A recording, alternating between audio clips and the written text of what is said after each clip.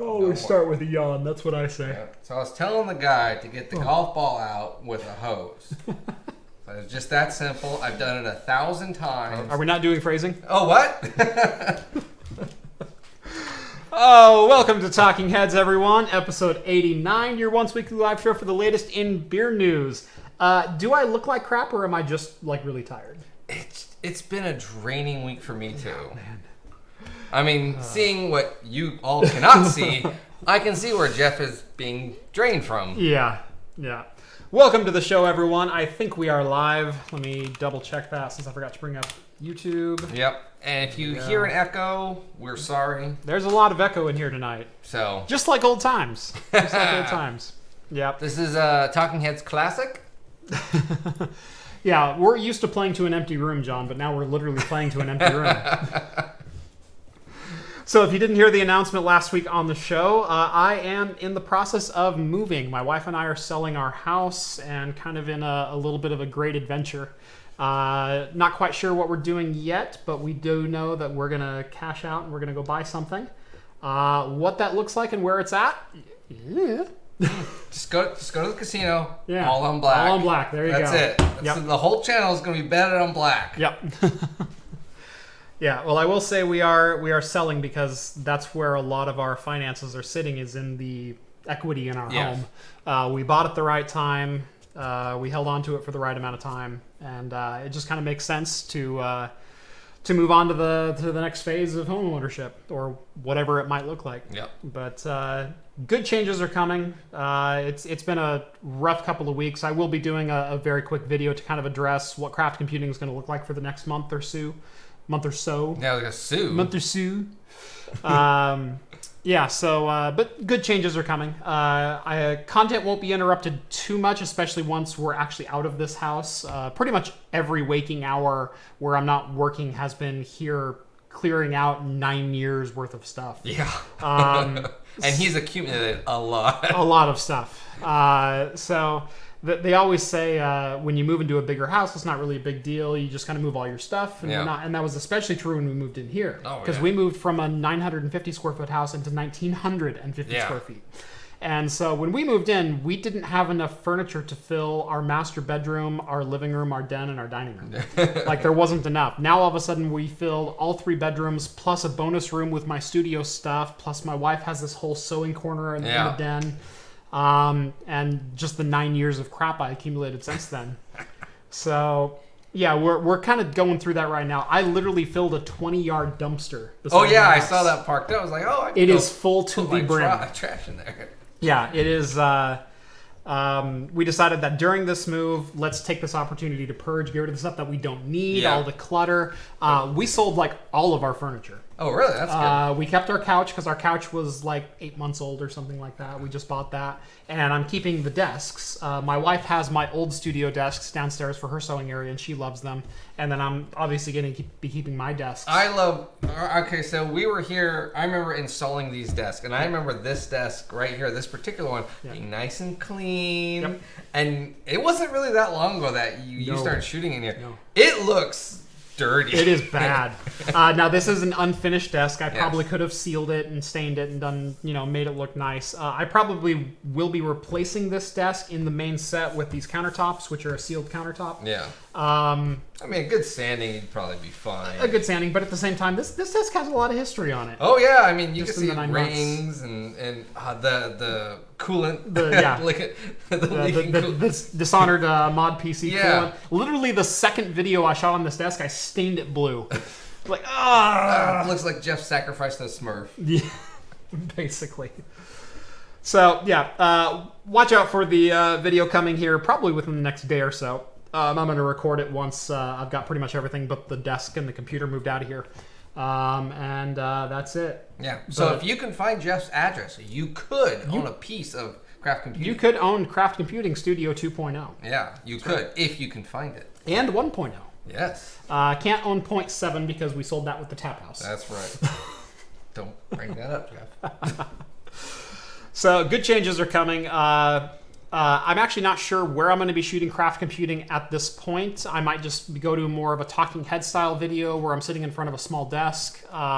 Similar style video where it's partially scripted, partially not, and doing product reviews where I'm not like doing like live building or anything like that. I'm talking about the build that I did with a lot of B-roll. Yeah. That is a style I really like doing. If I can't find a good suitable location to film, I may end up leasing a studio space somewhere. Leasing a retail storefront or something like that. I don't need a ton of space. This room is about 320, 330 square feet. I'd like to get a little bit bigger than this if I could, but at the same time, I also don't have to store everything there. Yeah. So, but yeah, good changes are coming, and hopefully after we buy some property, and we are looking at a couple different places right now, there will be an entire moving vlog, including possibly a craft computing building. Ooh. Yeah. So, stay tuned. Anyway, let's get to the moment I've been waiting for almost a week. What are we drinking tonight? Oh, it's like just a week? Yeah. I've been waiting, well... A couple hours at least, yeah. Get off at 5. Yeah. I was like, I can't wait to drink. We do have a $1 donation from Bob. No comment, just $1. Thank you, Thanks, Bob. Appreciate it. Since when does YouTube give you the start arrow, not an auto load for the live feeds? I have no idea. YouTube is doing something. Manual load is now a feature on Chrome. Okay, so it won't autoplay the video now. Huh. Interesting.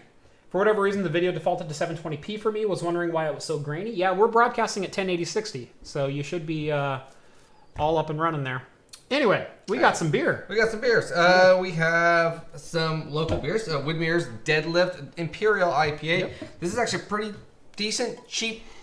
Yeah, I want to drink an Imperial IPA. It's not the greatest, but it's not the worst. 8.6%. Nice, good, dank, hoppy flavor to it. It is a local brew, obviously Widmer up in Portland. Think of them what you will. Yes. But it's a cheap. You can get a 22 of this locally here for about $2.50. Yeah. So, I picked up a 6-pack of the cans for $8.50, I think. Yeah. So I mean, incredibly good value for it. Like $1 more than Budweiser, right? Or competitive price with Budweiser, and 3 times or 2.5 times the ABV. Yeah, 8.6% on these. This one here is the Noon Whistle out of Lombard, Illinois. This was a donation from Skull, superfan over on the Discord and Patreon. Skull, thank you so much. Oh, I can't wait to drink this. Gummypocalypse, Northeast style IPA, 8.2%. Yeah, this should be like a juicy, obviously hazy IPA, so it's kind of right up John's aisle. I like all beers. You tend to like the hazies a lot. No, it's just I try to buy. It's just what people are selling right now. Yeah. I don't actually like hazy. It's just what people are selling and what even local people are making. Mm-hmm. I just like trying new things. Yeah. And what most brewers are coming out there new are only hazies or any IPAs. I would take a sour, a saison, and I would love a brewery start doing more English beers. Yeah. Oh, give me an ESB or an English red or something like that. I would love a good red. I mean, even one of my daily drinkers, if I could do it all the time, would be an Ninkasi's Dawn of the Red. Dawn of the Red. Dawn of the Red's yes. great everyday drinker. Yep. I totally agree. So, which one do you want to start with? You know, I was going to say, let's go with this one. Yep. Just because I want to have it still cold. Yeah. And they're still a little cold. They've been out for about 40 minutes. Yeah. I don't have a fridge here. I've had this before, so I'd rather have this warm. Yeah. Whoa! And I was going to say, did that explode? Or I literally just touched it. Yeah. Whoa. It's like one of my beers. Actually, you bring that up. So after John's beers exploded in my shop here, I was cleaning up. I found 2 more cans. They didn't explode? They didn't explode. They're fine.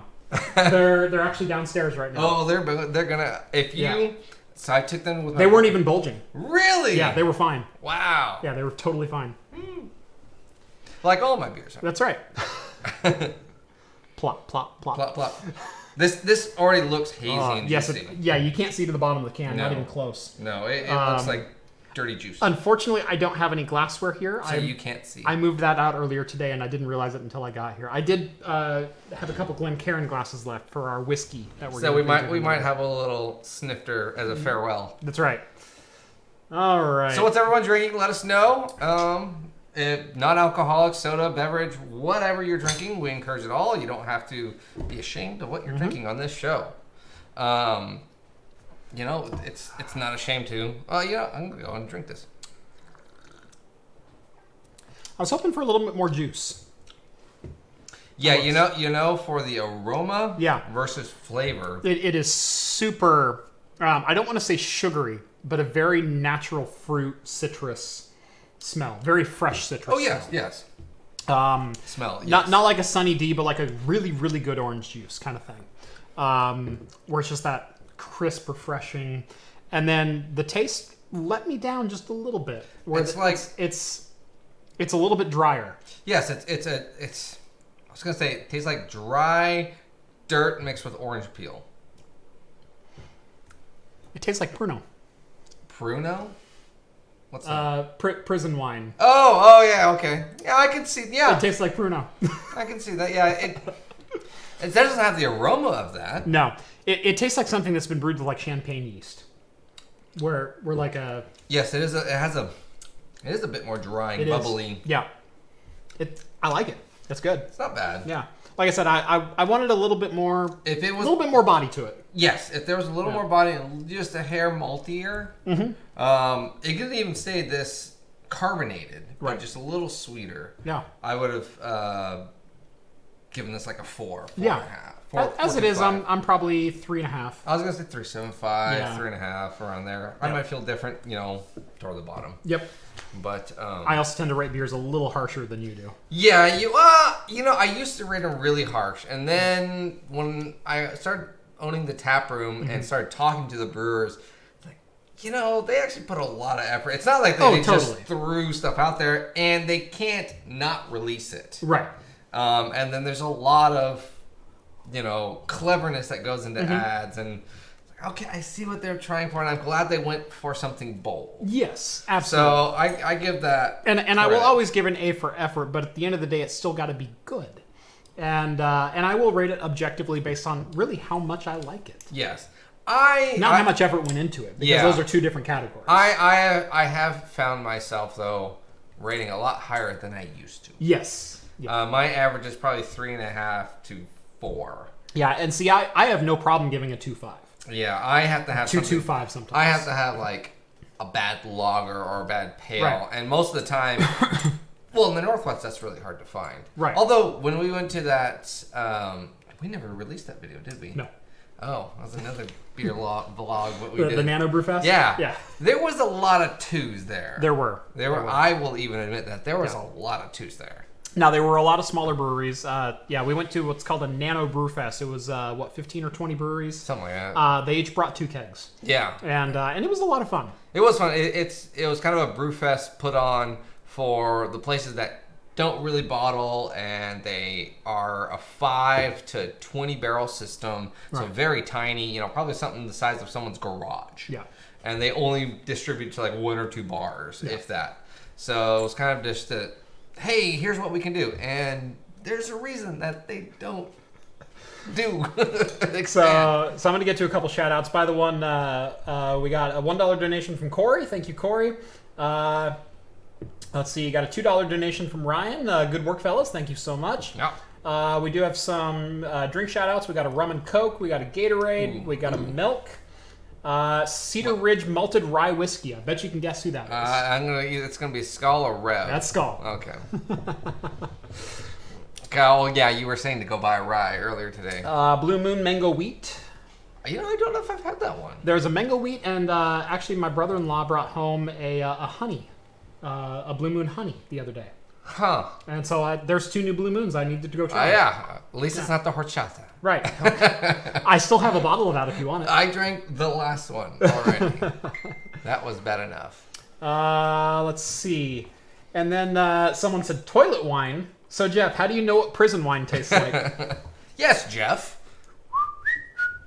I may have distilled. I may have done some yeast and some tang at one point. I was gonna say, why do you think Jeff's moving? That's right. Exactly. Yep. No, I've done a little bit of a champagne yeast and tang before. Oh yeah. And apparently that's supposed to pretty much replicate. Basically, I've heard of that. Yeah. With or without the ketchup. Yeah, that's why. Yeah. Well, the ketchup is like for the sugar and sweetening thing. At least you didn't sell it though. Mm-hmm. You know, although I don't think that would probably sell very well. I wonder if someone could like can prison wine and be like, here you go, let's sell this. I think as long as you met FDA regulations. Probably could, yeah. I don't think there'd be a problem with it. You don't have to brew in a vault or in a vat. You can brew in whatever you want. Probably not a toilet, or if it's going to be a toilet, make it a brand new one. Purpose built. So many videos ideas for me. I want to brew a beer now in a toilet. Can I brew a beer? How to really brew a prison wine? Craft prison wine. Craft prison wine. I think that's a video idea. I say we go to Home Depot. We spend $79.99 on a toilet. Oh, we can go to the refurbished place where they take. I don't want a refurb toilet. No, but they have the brand new ones. Oh, that's right. They do the contractor. The contractor was like, hey, we have leftover brand new stuff. Here you go. You can get it for $20. Yep. We'll go get a brand new toilet and we'll seal it with some wrap and we'll ferment craft beer in there. Dude on the left pays way more attention to his hair than any normal man should. Your left or my right? That'd be you, John. You're on the left. On the left, so it'd be you. No. He didn't specify who's left. John stage left, which would be you. But he didn't specify. Dude on the left, and from the audience perspective, it's stage left. Yes, but from my left, it's you. That's not left. I will say I do spend more time worrying about my hair than most other people do too. I have terrible hair, and even to get it to do any kind of cooperation requires way more effort than it's really Which worth. is actually funny. I don't spend any time. Yeah. If you see John before 1 p.m. on a weekend, he's got it like thrown up in a pony. It's just ponytail. He just throws it back, and then you go out in the evening, and it's all like Fabio waves, and it's like... No, all it is it's like that's bull, John. All I do is there's nothing even in this hair. I just put my sunglasses up and just there we go. That's it. Yeah. This is way more personal than I planned on getting tonight. But yeah, no. Actually, to get my hair to do like the up and to the left thing like I like to do, I actually have to do mousse. I have like a bodybuilding mousse. Yeah. Otherwise, it doesn't do anything. It lays flat and it's frizzy and it's terrible. Well, the problem with my hair is like you always say, oh, it's flailing. Riveting tech talk. I'm sure this is what everyone tuned in for. It's in the wind. It's if I put anything in my hair, because I have such thin hair, it goes. It weights down. It just weighs it down, and so I can't put anything in my hair. No, I have super heavy, thick hair. Yeah. I have like Sterling Archer hair. Oh yeah. My barber charges me double. Barely get a comb through this. I love my hair. Yeah, that's my type of hair. Yeah. And to get it to even get up, it's got to have some kind of product in it. Yeah. So. Anyways, let's get into some news now. Prison toilets would be stainless steel. That's a great point. That is a good point. We could just get technically then we could just get a metal bowl. I wonder if some commercial places would have any on wholesale. Well, the thing is though, they're not fermented in the toilet though. They're just they're the bags in the toilet. Right, bags in the toilet. The bags in the toilet, and then is it? I think you can go either way with it. I think you can go there because I would assume most prison wine is in a bag. Yeah. Because that keeps the moisture in. Mm-hmm. Otherwise, they're gonna need to cellophane the toilet. Right. And where are they gonna go? Right. So I would assume, but then they probably just hide it in the toilet, and that's why it's called toilet wine. Right. Or behind the tank. I think isn't it behind the tank to keep it warm? Might be behind the tank. I don't remember. I don't remember for the hot water. We'll have to look it up. Yeah, we'll look it up. But selling that would be pretty bad. Video coming to you soon. Inside prison, no. That's right. Anyways, kind of curious. As young guys, we've always been the two of us were entrepreneurs. Yes. Self-starters. We've done businesses. Have you ever? How have you always been an entrepreneur? Yes. Always. So even at a young age. Yep. Even at a young age, you ever do like a paper route? Never did a paper route. I was the mowing lawns kid. Mowing lawns kid. Always the mowing lawns kid. My brother did a paper route. I've never did like neighbors mowing lawns, but I've done like my parents and families. No, I went around the neighborhood towing my lawnmower behind me and saying, "Hey, $5 and I'll mow your lawn." Okay. $2 at the time because this was like early '90s. Oh yeah. So I did lemonade and cookies before. I did that a lot during the summertime. One thing I've never thought about doing though was selling beer. I was like, why not? You know, it's like go take or alcohol. I go take my parents' alcohol and I'll sell it on the street and be like, hey, I got beer instead of lemonade. Now selling it to my friends, that's one thing. Yeah, but no. What? But yeah, just instead of lemonade, let's sell some beer. Yep. Well, there was this kid in Utah who did just that. Well, kind of. He did get the cops calling him multiple times, and it might have been also because he was doing it right next to a church. In Utah. Yeah. I will say we've looked at many places to buy property and whatnot. Utah has never been on the discussion. Really? Mainly because of their alcohol laws. Yeah. Especially because, like, I could live with their beer laws where you can only buy beer on certain days and at certain times. Heck, even in Oregon, it's limited from 7 a.m. to 12 p.m. Mm-hmm. You can buy beer at the store, and then 10 to 2, 10 a.m. to 2 a.m. For tap sales. So I can live with stuff like that. I can live with no sales on Sundays. You know, what I can't live with is the cocktail rules that they have, because they state you can only have 1.5 ounces of liquor in a drink. No. And you can serve a max of 3. No. Yeah. Like, I order some drinks at bars that are like 4 ounces by themselves. Oh, yeah. Isn't that your standard cocktail? It's supposed to be at least... That's your standard martini. Yeah. Is 2.5 to 4 ounces for a martini. Yeah. No. Yeah. That's stupid. How do you get that stupid? Right. So... But this kid in Utah had a kind of a... Well, okay, I gotta preface it. It's not. He didn't sell actual beer. No. He didn't sell actual beer. He was actually a very brilliant marketer. And we have the picture. Yeah. There we go. And he did something very similar to a place here in town where you can see it says ice cold beer, but very tiny right here it says root. Yeah. So he was selling root beer. Yep. But he got people to show up. But because of that tiny little sign, the cops came. Then when the cops realized what was actually going on, they all had a good laugh. They bought a bunch of root beer from this kid. I guess they're saying that he actually made quite a good day of sales. I'm sure he would. It's not beer related, but it was just kind of a funny little nod. Yep. What was the old sign? The free beer sign. Oh yeah. There's Oregon. There's a place in free water, ice cold beer. Yeah, no. Yeah. There's a place in, I think it's called Oregon City Brewery. They have free, and then there's tiny little Wi-Fi. Yeah. And it says beer, and then above it's cold. So free Wi-Fi, cold beer. Right. But free and beer are the big things, and then Wi-Fi and cold. Yeah. There's a couple memes that are out there that are like that too. Yep. I think I did my chalkboard like that once or twice. Yeah, I think you did. So it's kind of, or you didn't do it. I didn't. No, I wrote it on there. Oh, did you? Yeah. Okay. Chuck didn't do it. Chuck didn't want to do that. He hated his handwriting. I had stencils though. Yeah, but that's right. You cheated. Yeah, I cheated. Of course. Of course. Why not? But it does remind me of that. Did you ever watch the Man Show? Yes. Yes. Yeah, Jimmy Kimmel when Jimmy Kimmel was funny. Yeah. Yeah. I remember that. Yeah, and Adam Carolla. Yep. Adam Carolla's still funny. Adam Carolla's still funny. Yes. We'll give him that. Yeah. Jimmy Kimmel still has moments. Yeah. Moments.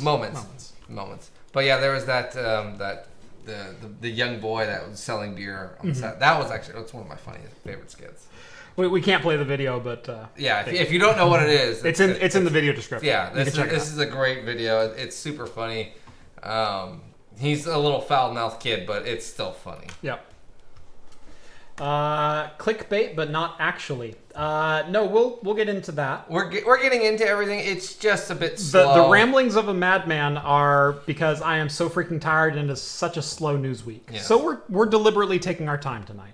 Yeah. We'll get to all the stories that are on the title. Don't worry, it's a 2-hour show. Usually 2 hours and 20. That's 3 of our 9 news points. Like, relax, people. Relax. Yeah. We are running a little behind. We are, but that's fine. There's not a lot in front of us either. No, exactly. So it's fine. Get your Q&A ready. That's right. This is starting to burn a bit. It is. Yeah. Actually, less so than some other New England beers. Less so, but it's becoming less pleasant for me. Yeah. Because of it. I agree. Ski cola. Ski beer or ski soda. Ski soda. I've never even heard of them. Yeah. I've never even heard of them. Again, I only put this up here because we were so low on things. Mm-hmm. But apparently, if you know Chattanooga, Tennessee, if you know who this soda dispensary is, mm-hmm. are now going to be doing beers called brewskis. Yeah. I see what they did there. Yep. So Ski Soda has been sold in southern Indiana and Tennessee and areas like that, right in that eastern Midwest. Yeah, eastern Midwest. Midwest. Your eastern time zone. I don't think you qualify as Midwest. Unpopular opinion. Come fight me. Anyway, they've been selling there for quite some time, and they decided to come out with a line of beers called Brewskis. Yeah. I guess that they're infused. They're going to call them infused ales. Yeah. Whatever that's supposed to mean. I don't know. It was the slow news week, people. Yep. It was a break. They're starting out with an American Pale, an infused ale, and a classic Pilsner. Yeah, so I don't know what the infused ale is. I wonder if that's going to be more of a alcoholic soda. Classic mm-hmm. Pilsner, Ski infused ale, which looks to have the only one with a citrus orange on the cover. Yeah. So I'm betting it is more of a alcoholic soda. Yeah. Orange drink. Orange drink. Yeah. Maybe their take of a citrusy IPA. Yeah. And just an American. If you live in an area where these are distributed, check out my P.O. box in the description. We'd love to try it. Oh, we would actually love to try it. Yeah. We may hate it, but we'll still love trying it. It's part of the journey is trying bad stuff too. Yeah. Speaking of bad stuff. Speaking of bad stuff. Speaking of free bad stuff. Free bad stuff and trying to find it too. Yeah. Busch Beer is making a tiny little pop-up. And if you can find their pop-up, lifetime supply of free beer. One day only. I will say, your odds are improving because I'm not looking for it. Yeah, no one in this channel will be looking. But I don't know. I mean, the idea, I do wonder though, every time these companies always say, hey, we're giving away free beer or a year's supply. Right. What is the quantity? You know, is it just, hey, here's a 6-pack a week? It's usually not a card. It's usually a predefined number that you can get. Yes, exactly. So I want to know, what is that predefined number? Yeah. What do they determine a one a day or one a week, one a month? How much is that, you know? I have no idea. I know companies really got away from that because of the old American Airlines unlimited business travel vouchers that they used to sell, or the diamond exclusive memberships or something like that, where you paid $25,000 one time and you got free airfare for life. Yeah. And people immediately took advantage of that and kind of did away with a lot of those systems. So these contests are typically going to be free beer for life. Well, what you get is you get 3 cases per month for 40 years. Yeah. And so they have a start point to it, they have a quantity that you're allowed, and they have an end point to it. So they could say, well, for life is the term of a federal prison sentence. So 40 years. So that's what we consider your life. Yeah. So, yeah, a lot of these things are like that. I wonder if they have a cash out of, well, we'll just give you a bunch right now. Sometimes there's a cash option, sometimes there's not. Or how do you get that beer delivered to you? Do they deliver the beer, or do you go to your local market, or it could be you make $30 a month for 40 years. Yeah. Who cares about that? Or whatever. I mean, that's cool, but I take the one-time payout? I guess, I probably would take the one-time payout. And then do you get to pay deposit, or do you have to pay deposit, or do you get the deposit? Yeah. Is it in keg format? Is it in can format? Yeah. Lot. You should enter the contest and try to win. I don't care about...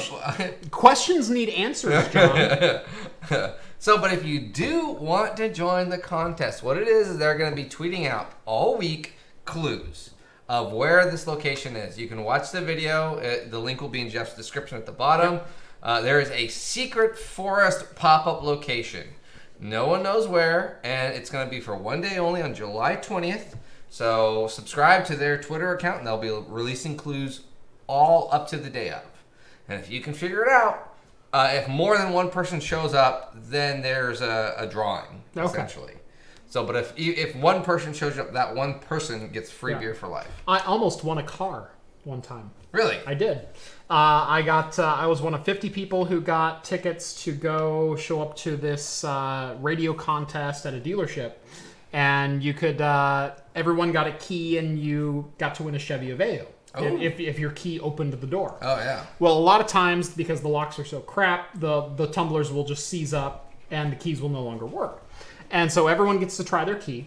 And during the lead up to that, the radio station's like giving away T-shirts and stuff like that. And so we all had numbers. And I got my number called out for a T-shirt. And I want a T-shirt. And I'm like, okay, cool.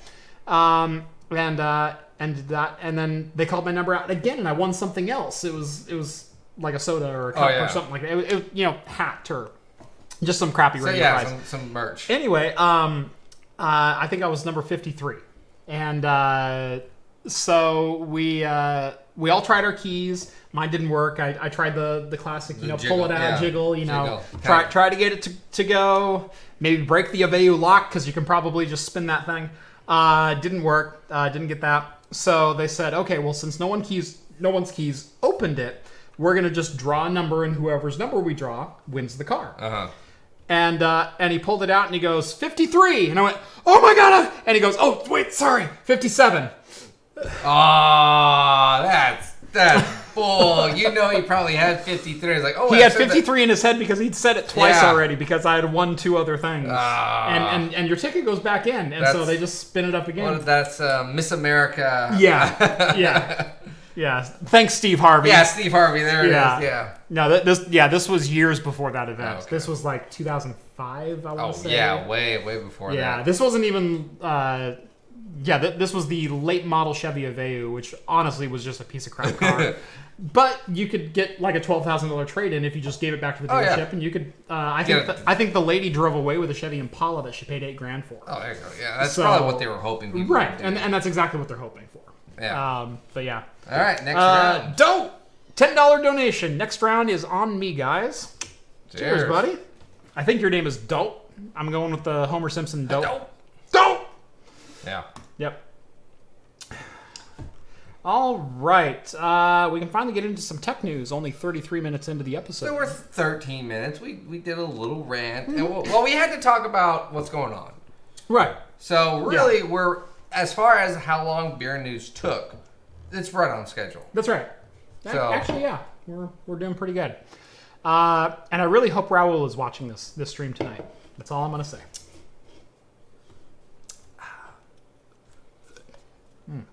I think what's bad is I don't know how much he's drinking, so it's hard. Oh, he's had more than I had. Ooh. That's a rare thing. That's a rare thing. This is actually, I'm not liking this really that much. I'm liking this more than I traditionally like New England IPAs. No, I don't like this one. I am liking this more because usually and I've complained about this a number of times in live shows because you guys like to bring New Englands. Yeah, I don't. It's just what's new. It's what's new and different right now. Yes. And that's what's difficult. I brought a nice beer last time. But I always say I enjoy these in 4-ounce quantities because 16 is always too much for me. Yes. This one I'm actually kind of enjoying. No. I don't like it any less than when I started. I like this a lot. And this is a super rare situation for us. Because John's my palate's pretty broad, but his is even broader than mine.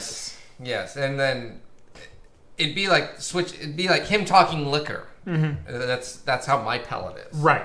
Where John enjoys a lot of liquor, I really enjoy liquor. Yeah, I was like, oh, I like liquor. Yeah, I can pick out some notes. And Jeff's like, no, you taste this, and that. I was like, I get that. I wouldn't have picked it up, but I get that now that you mentioned it. Okay. And then I'm like, oh, you've had that beer? Jeff comes over. Hey, check out the 6. Yeah, I've had that 6 months ago. Yeah, that's old news. Yeah, that's what the hell are you doing with that? Here, check out this blueberry cow pie stuff that regurgitated triple IPA, Jeff.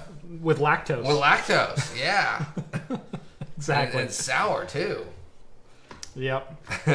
Hey, John, check out this James T. Kirk 12-year bourbon I've got. Yeah. Screw that.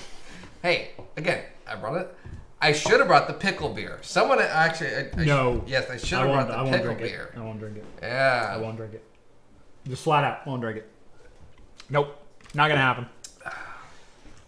Would need to be a much larger donation. All right. This one, I will warn you, is slightly a politically charged article. It is a poo-poo article. Yeah. So I hesitated even bringing this one up, but really, again, slow news week. It's something that kind of warrants talking about. I'm going to try to cover this fairly objectively. I know I have my viewpoints, and I know some other people will have their viewpoints. Let's just agree to meet in the middle and discuss the issue at large. There we go. So, before we get into any of that, and this doesn't even relate to the U.S. This is something that's happening over in France. Yes. So, France currently has laws on the docket that ban hate speech. And the U.S. has some similar laws, but they're not quite as draconian as French laws are. France is looking at a new law that would not only punish posters of hate speech on social media, it would punish the social media sites themselves. Yes, for not blocking it. For not deleting angry tweets or hate-filled tweets, whatever your juxtaposition for what a hate-filled tweet is, within 24 hours. And I'm like, okay, well, that kind of makes sense in some regard. But in other regard, they're holding social media officials, and they use the term official, so you would be personally liable as an employee of Twitter or Facebook or Instagram or whatever else for at an executive level role for allowing this kind of speech to happen on your platform. And that's just asinine. Yeah. That's stupid. And not just personally liable, we're talking €250,000 fines plus jail time. Yeah. For allowing this to happen, and fines levied to the parent companies starting in the 150,000 and up to 4% of gross revenue per occurrence. Now, this is, you're saying, hasn't yet taken into effect. It's taken effect. It's on the books. So it's not on the books yet. This one is in talks. Okay. So this is not an official law, but it is something that is in talks. That's even extremely radical. It is. I don't know how that would happen or would even pass, because most likely it would be cheaper for those companies to just say, well, we're not going to go and do France. Yeah, you're IP blocked now. Yeah, exactly. It would be cheaper for those social media companies to just say, like, nope, we're not doing that. Bye-bye. Yep. You're blocked. Exactly. And that's why I don't think this will pass. And you're punishing a platform rather than punishing the individuals. That's what this is about. And that is always, that is such a slippery slope. That's punishing a newspaper for covering an event. That's punishing, that's banning Imager users for posting Tiananmen Square pictures. Yes. That's literally what this amounts to. Yeah. Well, what's the difference? Because China considers that hate speech. It is illegal to post Tiananmen Square accounts that are not the official account of the Chinese government. And so, I mean, what's the difference of, well, there's hate speech, and then what if I took a picture of something and posted it on, Instagram or Twitter or Facebook? I didn't even say anything, but there's something going on in the background, or it's a graveyard where one person decides that's offensive or whatever. It's a slippery slope on the government side to just regulate. This is determination of what that speech is, right? And then also a slippery slope to say, hey, we're going to have the company now also responsible. The company, they have to realize that the company will not dump money into that type of infrastructure for such a small market, right? And then the turnaround of 24 hours. Yeah, it's ridiculous. You have 24 hours to delete incriminating messages, and this one. Again, I am very pro-speech, but I'm also very pro-company in allowing speech to take place. Now, that doesn't mean that as an individual, you have a right to post hate speech online. You don't. And it is the company's MO to either allow or disallow you to take place on that platform. There's the old XKCD comic, which is in the U.S. you have a freedom of speech, which is the government cannot impose punishment on you for saying certain things. Yeah. But a private company certainly can. And if everyone online calls you an asshole, they're not banning your free speech. They're showing you the door. Yeah. They're saying, this is my door, and you're welcome to walk back out. So Facebook, Twitter, Instagram are not news companies. Right. They're independent. Well, make no bones about it. They are advertising companies. They are advertising, right. but they're not. But they're through the loopholes of the United States government. Mm-hmm. Other governments all have their, but for the United States government, they're considered non-news. Right. They're entertainment. Right. And so they do not fall under the jurisdiction of. You can say whatever you want under the free speech law. Facebook has the right to pull technically whatever they want. Yeah, Facebook, Twitter, Instagram, and I just use Facebook because it's the big one. Right, but they are private companies, yes. and they get to dictate what's on their own sites. But having the government come in and punish Facebook for not deleting things that the government deems unworthy or hateful, that is a very slippery slope, because there's going to be some things that are pulled without justification. There's going to be other things that are allowed because the government says, oh, well, they were dislikeful of this group, but they didn't use particular slurs that we don't like. Exactly, yeah. And then the problem with any kind of government is going in is one regime considers this hateful speech, mm-hmm. and then the next regime that comes in, no, that's totally fine. What you were saying in the past is hateful, so now that because you left that up, now you're screwed. Right. Again, that's where there's this big slippery slope that's going to go on. So, and if this happened, and there's some weird things in politics and with with PC culture and with I'll even go as far as social justice warrior culture to get offended for groups that are not you. And there's some groups that are attacked on a daily basis, and there are other groups that are attacked on a daily basis, but everyone goes, oh, well, everyone just makes fun of them, so it's fine.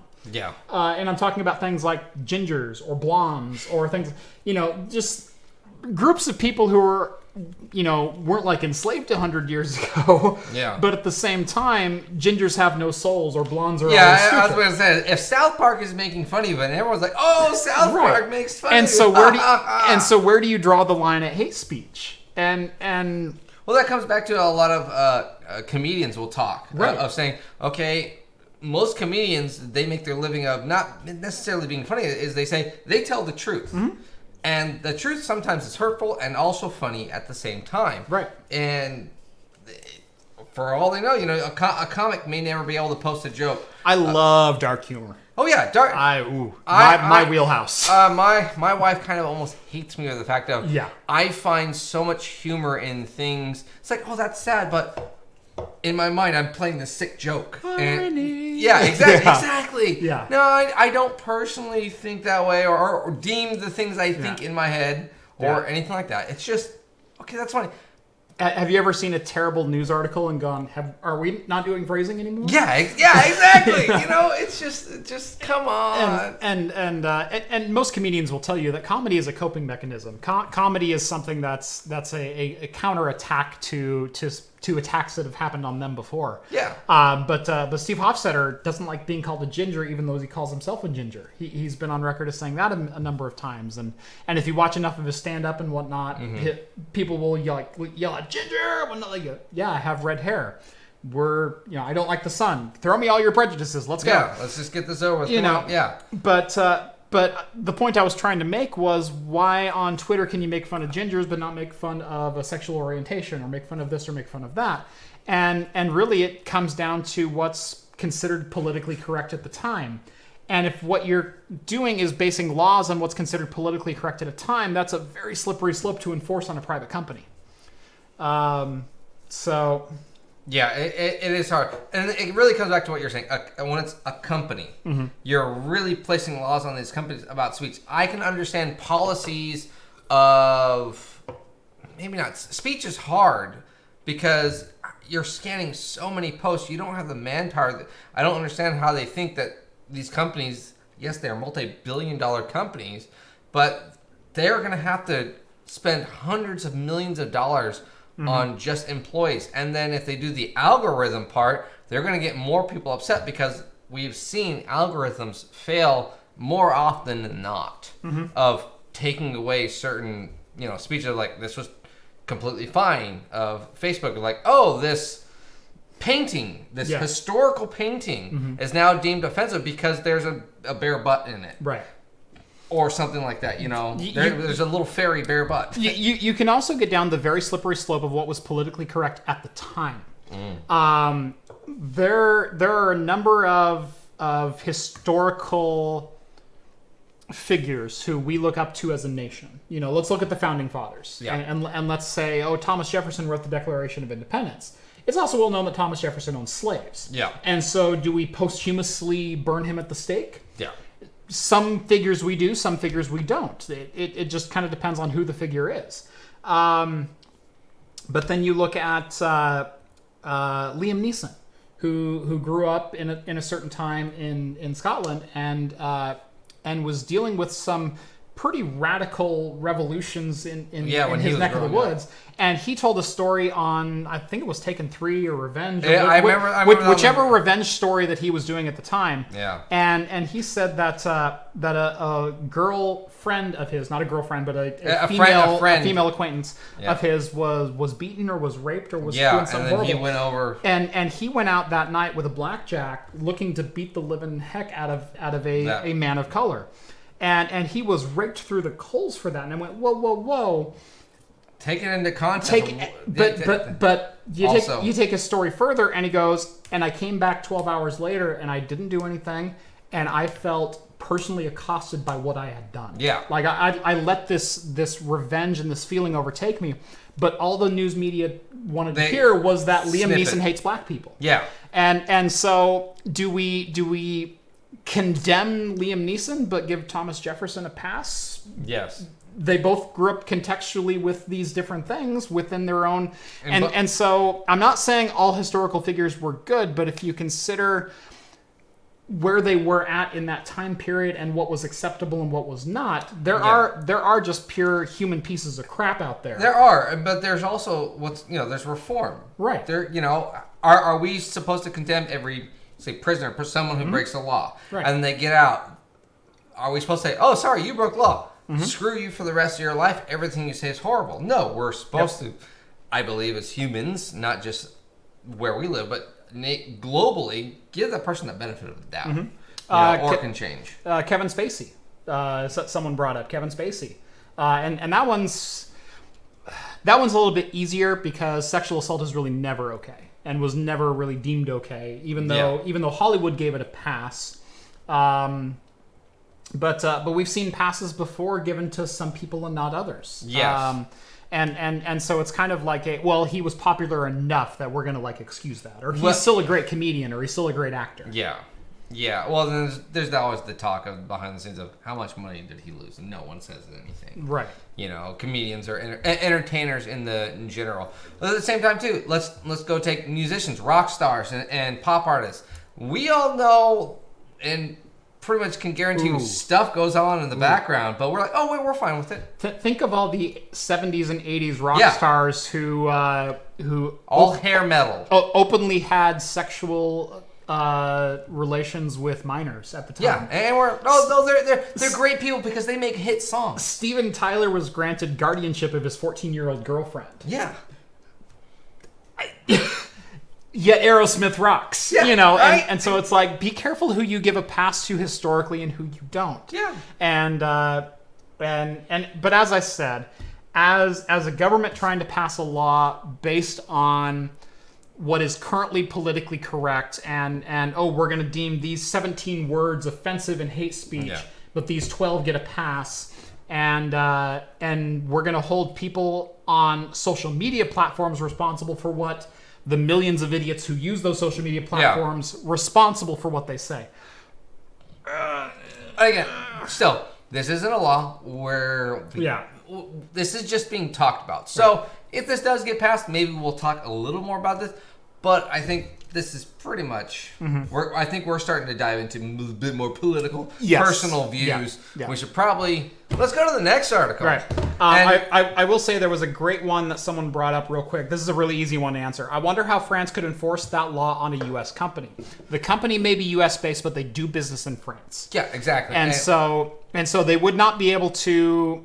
Well, actually, depending on extradition laws, if they found them in violation of French law, they could enforce French law in the U.S. The U.S. would easily extradite them because would cooperate with France because we do enough business with France. Exactly. And so if you are an international company doing business in another country, even though you're headquartered somewhere, you are still bound to the laws of that local municipality. Yeah, most likely, again, what the article is saying is you're probably going to be fined. You're not... Yes, you could be be accused of going to jail. I don't think America would extradite them. They're just like, look, you're a multi-billion-dollar company. Give us a couple €100,000. Right. That's what we want. We really just want money. Yeah. It would, in the long run, probably be cheaper for the company to just, your IP blocked. Bye. Yep. If you want to use this, go to Italy. Go to Germany. Yep. And as soon as you cross that border, you're good to go. Yep. VPN.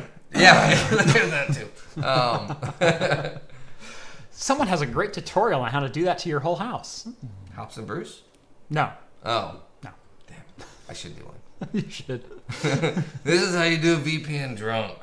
VPN me a beer? Yeah. a new a reimagining of the Hank Williams Jr. song. Fax me a beer. Fax me a beer. VPN me a beer. Well, Intel's in the news again. They are.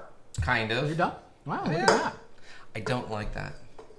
The last 2 or 3 drinks, I was not a fan of. It started to burn. And it wasn't like even like a flavorful burn. It was just like acid. So I started getting that around here. Oh, see, mine was way later. Right here. Mine was way later. Oh, no. Mine was literally like the bottom 4 ounces. I will say, aroma.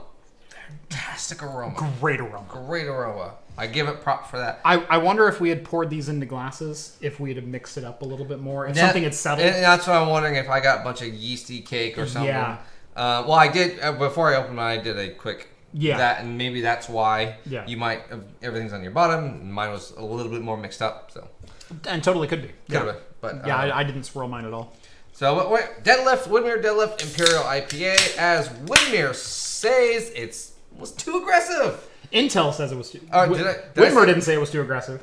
They might have said this was too aggressive, but yes, it was. Sorry. This is one of Widmer's most aggressive, I will say. Yeah, it was. Intel says it was too aggressive pursuing 10 nanometer.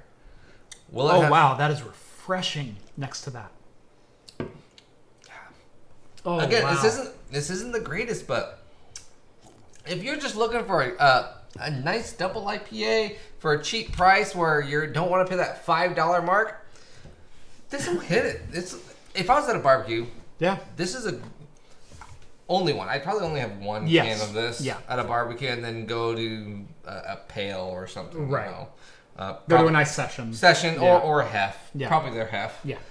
But this is what I'd have with the burger. Mm-hmm. Or the chicken, or the hot dog. This is the beer I'd want with my meal. Yeah. And then the rest would be something light as I'm talking to my friends. Yep. So, totally. But Intel says they were too aggressive in pursuing 10 nanometer. You think? No, I don't. I don't buy this. I don't buy this explanation. So Bob Swan, by the way, can I get a real quick shout out for CEOs with simple names? Bob Swan. I can remember that. Lisa Sue, I can remember that. Yeah. End of list. Yep. I'll remember Bob Swan. You come back on this when I'm out back on there. You're like, hey, who's that guy from Intel? Bob Swan. Bob Swan. Yep. I know Bob Swan, CEO. I know Bob Swan, CEO. That's right. So according to Bob Swan, the reason that Intel has kind of fallen behind is they pursued performance above scalability. And I kind of buy that in one sense, but I also don't think they aggressively sought out 10 nanometer too much, because they were on, if everyone recalls, a tick-tock is what they called it. So we do We do a fab drop, so from 24 to 18 nanometer, or 20 to 16, or whatever the case may be. We do a tick, where it's a fab drop, a process refinement, or a process drop in scale. And then we do a talk, and that is the refinement of said process. Yeah. And then you go back to tick, and you go from 16 to 14. And then you go talk, and you make a 14 plus. Yeah. Well, when tick came back around, they said, "Oh, we're not doing a tick this time. We're just gonna refine again. We think there's more to pull out of 14 nanometer." And then when talk was supposed to come back around, they said, "We think there's even more to pull out of 14 nanometer." And then when the second tick came around, they said, "We have a freezer that'll make 14 nanometer even better." we're a little bit behind, but man, we pushed from 4.7 to 4.8, and man, I think that's good enough for a release. Yep. And then when talk came back around, they said, Does 4.9 sound good? And so I don't buy that Intel overly pursued the 10 nanometer process early or too fast, or that it was too complex. I think they ran into an issue of scale in which the number of transistors they were throwing at the dies just didn't scale up to the point that they thought it would, and they didn't have the fabrication capabilities to get high yields out of them. And that's the stories that I've been hearing over the last couple of years, is that they can produce a couple of 10 nanometer chips, but their yields are such garbage that they literally cannot retail them. So they were able to get chipsets out of that, which is like a million transistors, but they're not able to get CPU chips out of them, which is like 4.5 million transistors. Yeah, so essentially they've done their own grade by talking so many times from their 14 nanometer and be like, I don't want to drop back down. Right. And then pay even a higher price. Right. Well, it was we literally can't tick because all we can do anymore is talk, and there's only so much talk. Yeah. But well. Talk. Yeah. But yeah, I wonder if their tick is like, okay, yeah, they might have a 10 nanometer over there, but they're like, we can only get it to 4.2, 4.3. Right. Who's gonna pay even more than Right. For this, and it's a lower quality CPU. Right. Technically. Yeah, but think back to the 7700K, 6700K. Really, when they had 14 nanometer down pat, because remember, 14 nanometer came around with, was it Haswell? Was the 4000 series, and then I'm trying to think of what 5000 series was. I don't think it matters because it really wasn't any better.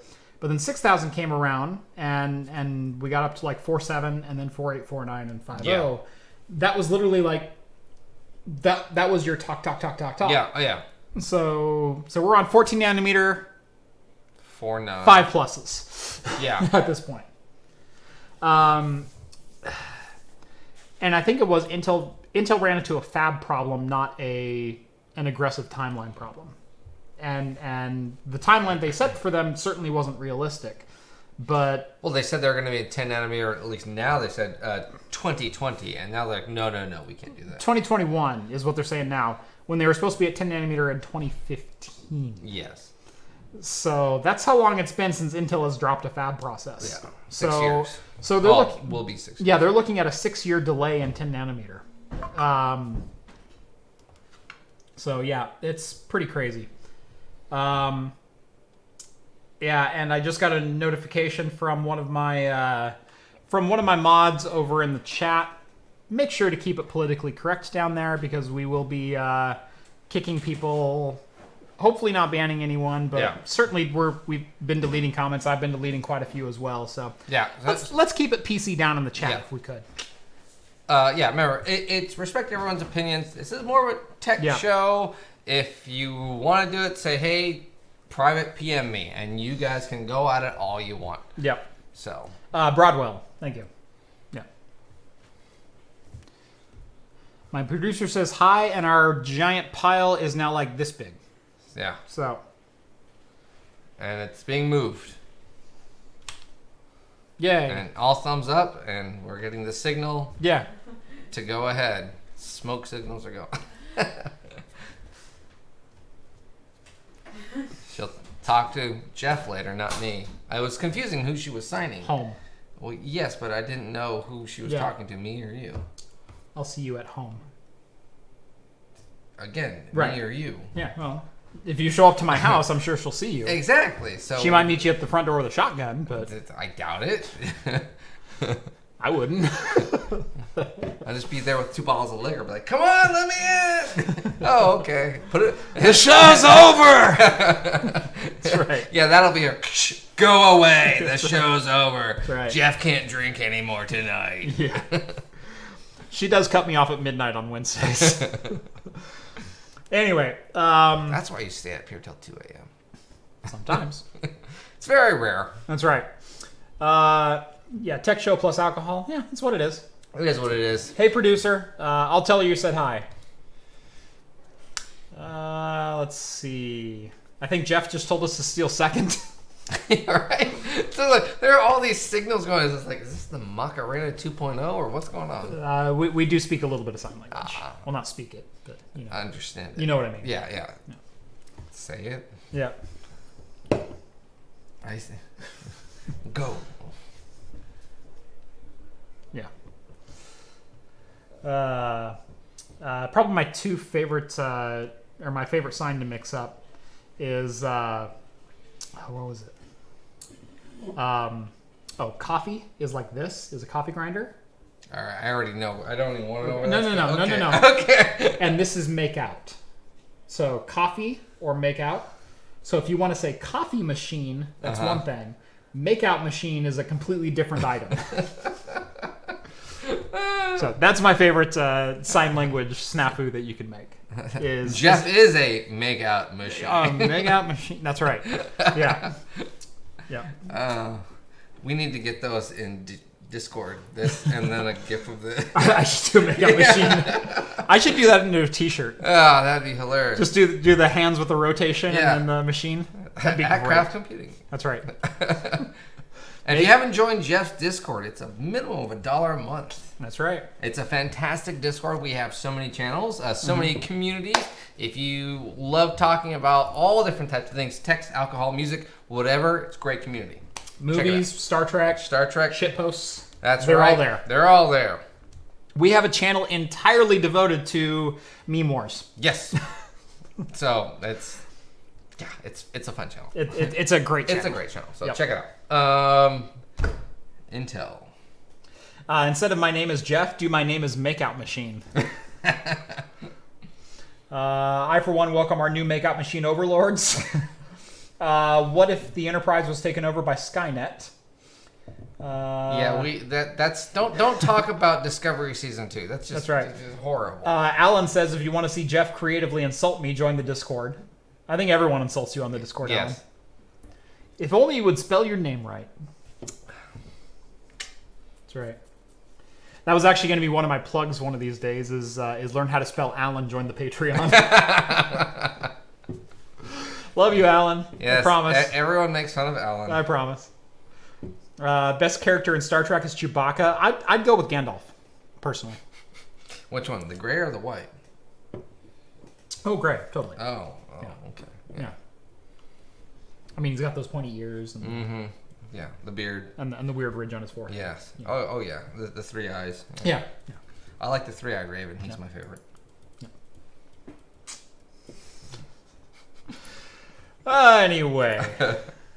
Jeff, are you rushing Area 51? No, but there will be a craft computing meetup. So. Yes, so check it out. Yeah. September 20th, Arizona.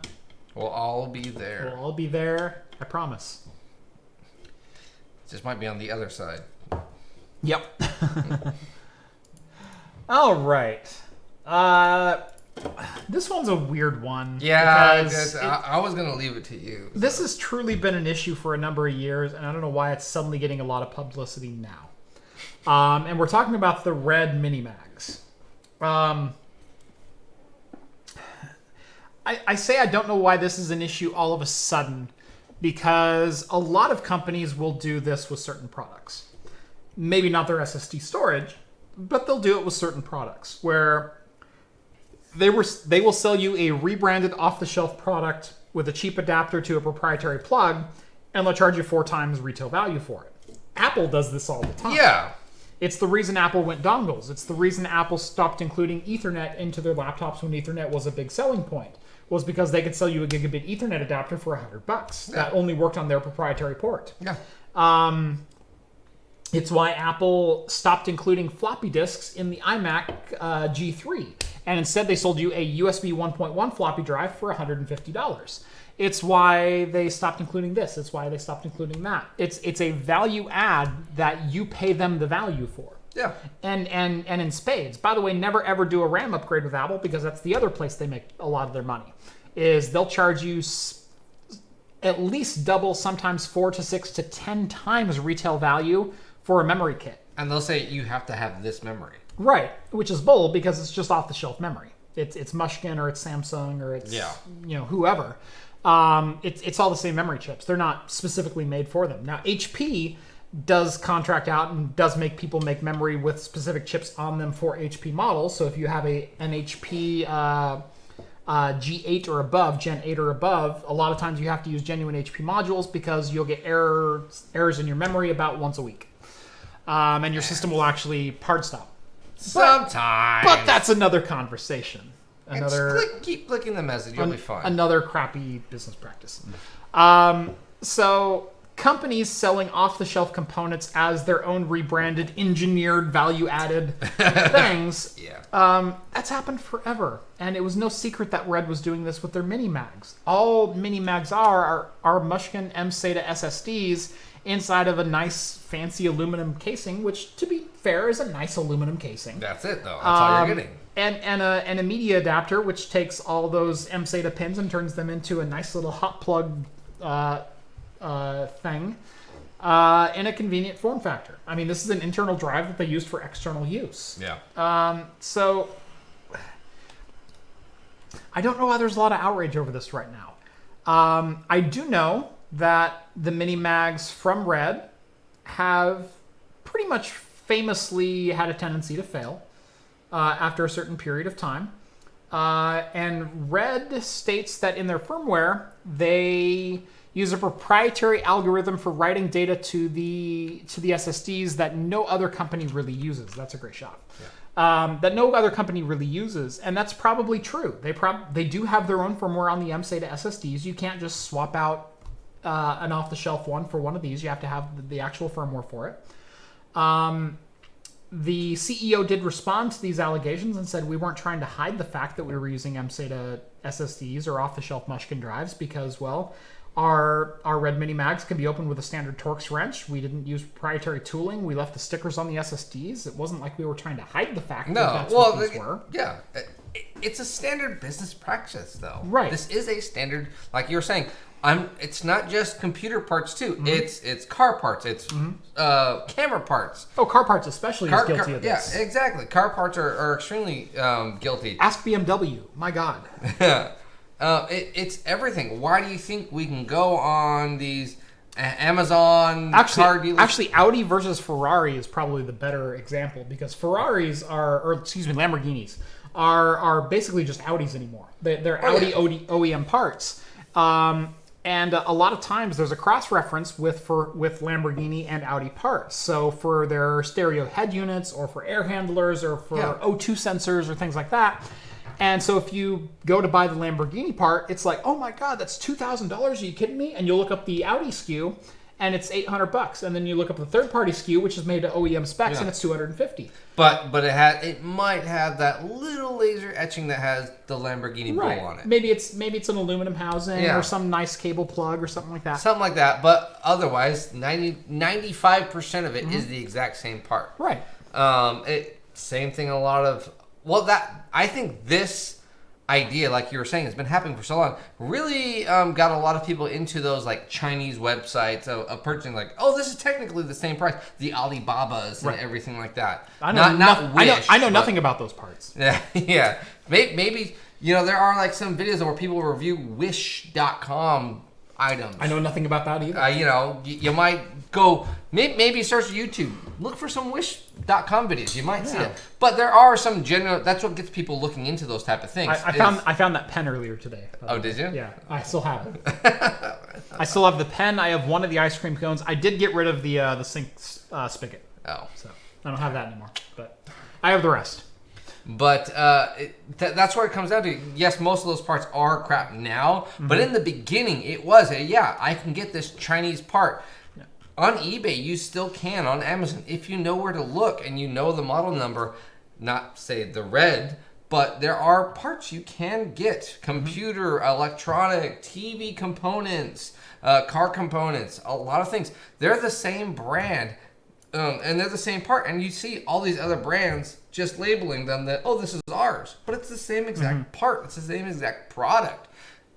It's just all coming from one manufacturer. Right. They may house it slightly differently, and that's what you're looking for. Oh, the welds on the housing is a little better than the other person. Well, I will say there's another aspect to this as well, and that's...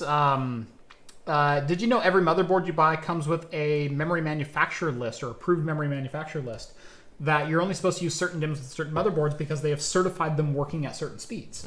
And that is true for a lot of different components. And one of Red's complaints to this allegation that we're just rebadging someone else's SSDs and throwing them in is, no, we've gone through the validation testing and custom firmware writing of these SSDs to make sure that they will work with the Red system. Now, part of me says if you can't make your system work with standard off-the-shelf components, you're probably a bad programmer or you're using the wrong algorithm. Yeah. Unless there's some kind of hardware basis for why that is, you're probably not doing your job right, or you're doing your job to a point to limit your customers to only using one part, in which case you're just slanting the market in your favor. Both of those are pretty standard business practices. But there's a reason Apple only wants to sell you Apple-branded memories, because Apple says this will run within the spec that we require. Yeah.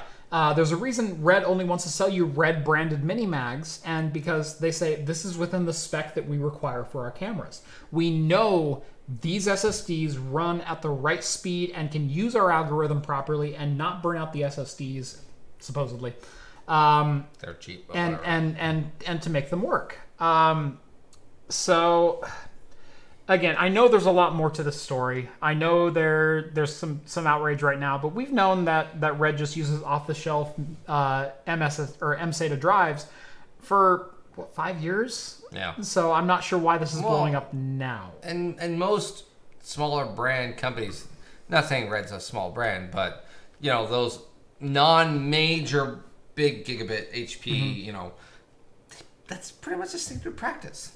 Yeah, it really is for a lot of not necessarily consumer grade stuff, but when you get into the enterprise space, it's almost standard that if you buy something from OEM, number one, the OEM has certified that it works at the advertised speed, and that's it. Yeah.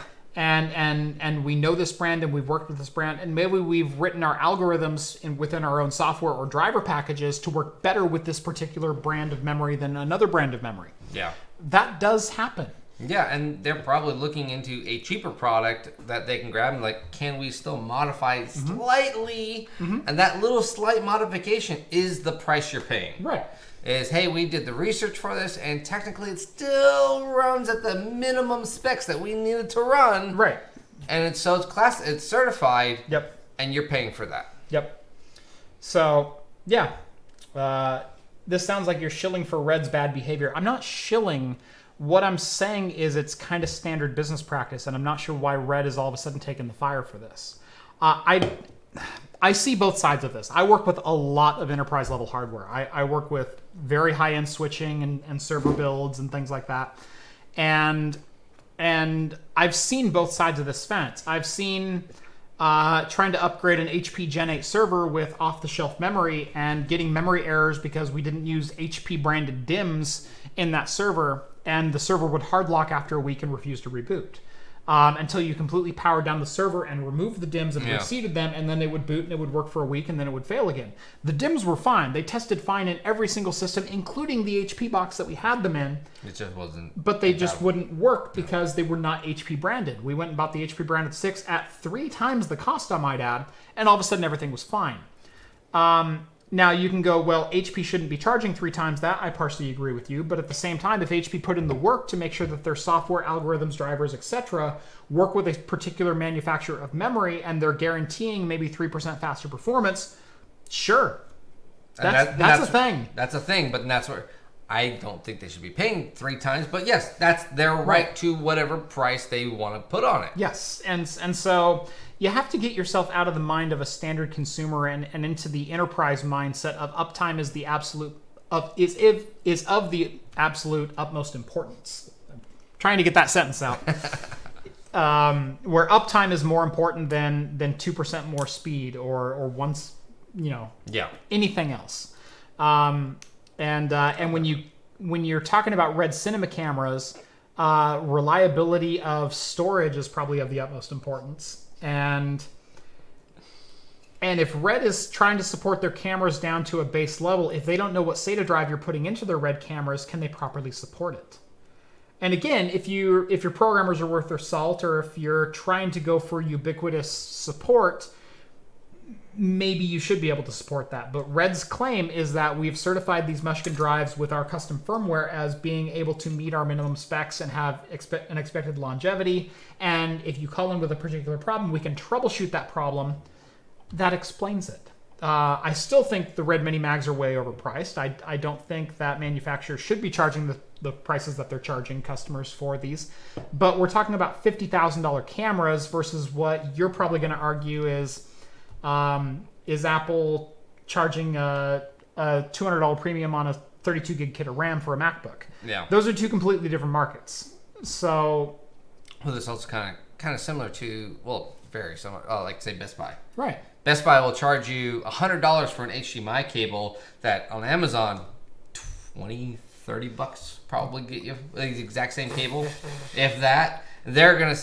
Now, I understand there's the quality of like HDMI, Ethernet cables. Yes, there really is that. But yeah, Best Buy, okay, how much does, even if this is the consumer level of what you might be talking about, there are products that are like that, where a company like Best Buy or these big electronic items companies will overcharge you and they'll upsell you. Right. Consider this. Consider the amount of bandwidth that's being thrown at a Red Mini Mag, and consider the camera itself, an 8K Red Weapon or a Hero or something like that. Some big HD. Consider the 8K body. Consider everything else that goes inside of that. And I've talked about this a little bit as far as like the PC level goes. There are certain rules of thumb that we go by. Make sure you're using push fans on your radiator and make sure it's exhausting from your case. Make sure your exhaust is on the top and the back and your intake is on the front and the bottom.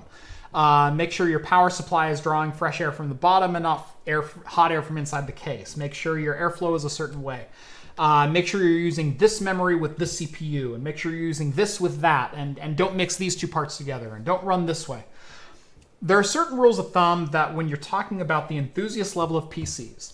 So if I've spent $4,000 on a PC, and I've got a 9920X and an X299 Extreme Edition motherboard, and I've got 4,000 megahertz quad channel memory, and I've got this and I've got that, you can guarantee the amount of heat that I'm generating, the amount of power that I'm drawing, and the frequencies that I'm running all of my equipment at.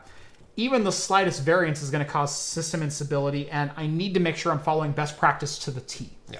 However, if I've got an i3-8100 or an FX4100 CPU inside of some junker Goodwill motherboard inside of an HP OEM case that I found outside on the dumpster, builder on a budget, and whatnot, you can put your fans however you want because your system's only generating 100 watts at most versus this other system's pulling like 700 from the wall. Those are two completely different scenarios where you can throw best practices out the window for the lower end system. It's like that for videography, and it's like that for PC hardware and server hardware as well. Yeah. The higher end you go, the more you have to adhere to best practice standards because that's when they really matter. That's what, yes, but then when you have companies, and again, it's a more consumer level, and that, I guess it's more my irritation with Best Buys and Newegg's, where they're jamming down you have to buy this. Right, and I will say, as we've gotten higher and higher bandwidth on HDMI cables, your HDMI cable does start to matter now. When HDMI first came out, and this whole thought of, well, Best Buy is charging $80 for an HDMI cable thing was out there, we were talking like 720p or 1080p, or 1080i even at the time. Yeah. where literally any cable up to like 70 feet would work just fine. We're in an era now with 4K that if you buy a 20-foot cable off Amazon, it may not deliver a 4K signal to whatever device you happen to be using. Yes. And certain manufacturers will recommend certain OEMs of cables because they've gone through signal generation and certified certain HDMI cables to run certain distances. Well, but yes, that's the distancing. I'm at a consumer label. That HDMI cable is 6 feet. Right. I don't need to pay $100 for a 6-foot cable from my box on the floor to the TV that's mounted on the wall. Totally. But like I said, the higher up you scale it, the more you have to adhere to standards, and that was kind of the whole point that I was trying to bring. Yes, no, that is true. But that's also a knowledge and pro going from amateur to pro to enthusiast to pro. Right. And you should learn along the way. It's not you don't be a MacGyver the whole entire way. You can't be a pro MacGyver. Right. You cannot do that. Once you get to mid-level tier, you have to start learning best practices. Mm-hmm. Now, if you're pro and you have that friend, I need to duct tape this, sure, you can spend $200 and somehow fix this guy's machine. If you are an enterprise and I have a company that needs something, you have to know the knowledge to tell this company, you might have to spend $10,000, $100,000, $500,000 on this equipment because for what you're going to need, this is the best practice. I have been in professional IT work for 15 years. And what I can tell you is there are certain situations I can use a Band-Aid. There's other certain situations where I will approach executives and I will say, you need to break out the checkbook because this is the way you handle this. And there's no exceptions to that rule. Well, can't you do this? No, I won't do that because it won't work or it will fail. And if it fails, it's my fault. Yeah. Here's what will work. And do you want to pay double, triple if it fails because you bought that item? Now you have to buy the real item.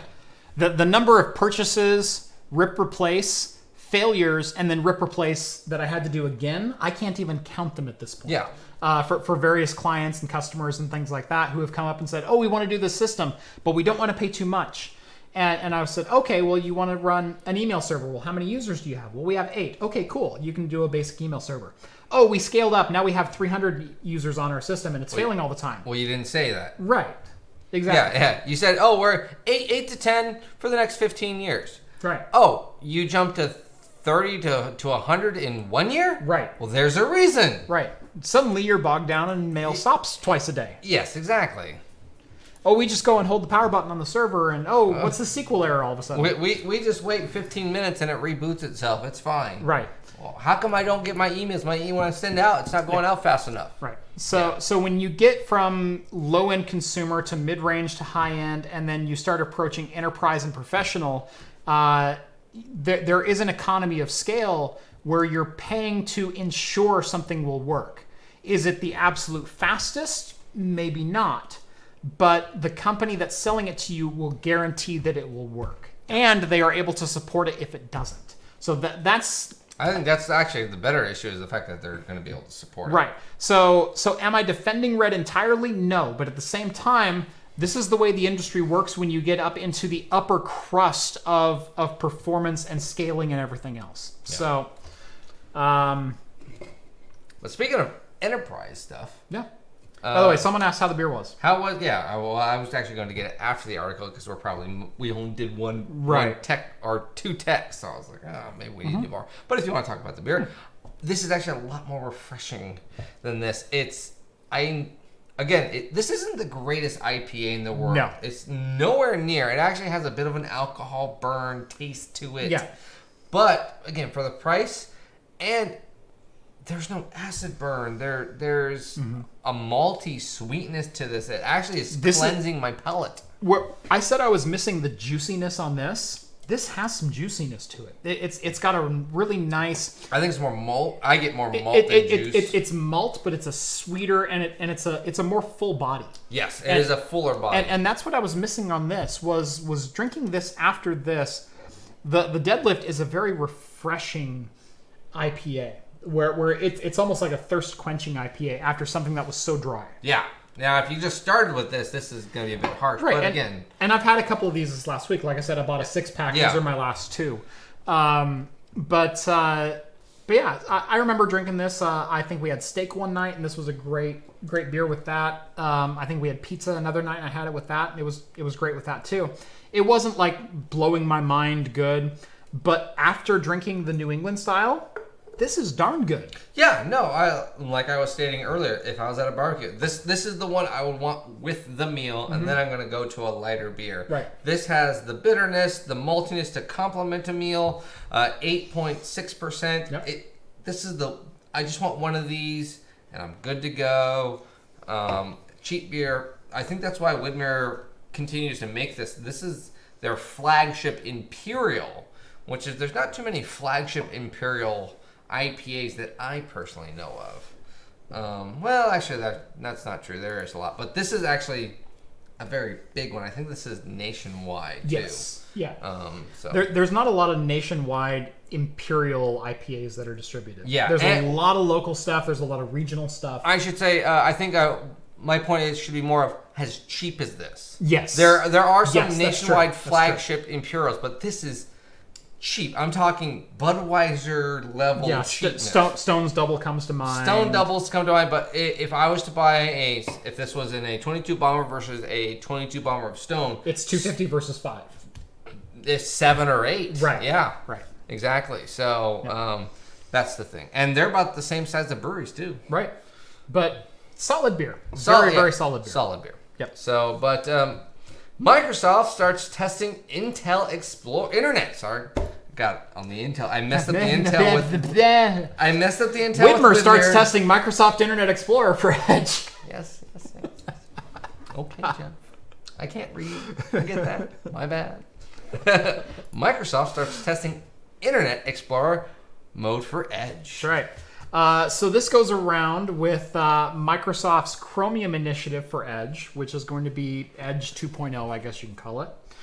IE 13 plus IE 11 plus. Yeah. So Edge was kind of like DOA. Yeah. I know one person who uses Edge. I don't know a single person. And it's because they think they're using Internet Explorer. Oh yeah, I get that. Then maybe I clicked on the E. We're on my favorites. It doesn't use the Windows favorites. What do you mean? Then possibly I know people that I think I know one or two people that use Explorer, but I don't pay attention to what they're clicking. Yeah, I have a couple users like that. I'm like, ugh. Yeah, I'm talking about you. I know you're watching. Anyway, so this is talking about the Chromium initiative for Edge. So for those who don't know, we covered a couple months ago that Microsoft is developing a Chromium-based browser for Windows that they're going to integrate in. It's going to replace the Edge browser, and Edge will now be Chrome-based, which is kind of good news as far as compatibility goes, because I know you and I have both run into web applications where, we require IE8. Yep. Oh, yeah. So stupid. Yep. This runs better on that, and then you got to tell that customer, like, oh. Yeah. Right. Please. Oh, God. How embarrassed am I? It would run better on Internet Explorer. Yeah. I've had a couple clients go, we're looking into buying this database, this online database software that'll track all of our data for X thing that we do. And I said, okay, cool. So I was reading through the specs, and it says it wants IE9. And I said, yeah, well, we have IE on all of our computers. I said, yeah, but does it run on anything else? Well, no. I said, well, then that's really, really stupid, and you shouldn't do it. And lo and behold, $70,000 later, they've bought that program, and they are complaining to me that, well, they opened it up, and it's not working. That's because you're using Firefox. Yeah. All the time. Well, we tried Chrome. That would probably be their other excuse. Yeah. We tried it in Chrome, and it still doesn't work. Jeff, the internet's broken. Yeah, no. See, I'm in the position now. I'm more of a tech manager, and so I have to manage help desks and things like that. And so I'm what you would call tier 3 support at this point. If you see me somewhere on a client site, there's usually something on fire. Yeah. Anyway, but I also have to manage tier 1, tier 2, network level, application level, you do that. Right, and make sure that they're providing adequate support. The number of times I've had users complain that, well, we clicked on we made a desktop shortcut and we opened the shortcut on the desktop and it's not working. Well, your default browser got changed inside of Windows, so we need to figure out some kind of group policy to set your default browser inside of Windows 10, which, by the way, every single Windows update, Windows just defaults it back. And they went, we didn't mean to do that. Ooh, boy, that... Are you sure you still want to use Firefox? Give Edge a try. Yeah, give Edge a try before you switch. And it's like, didn't you lose a $2 billion lawsuit over this? That doesn't come out. We don't change that till 2022.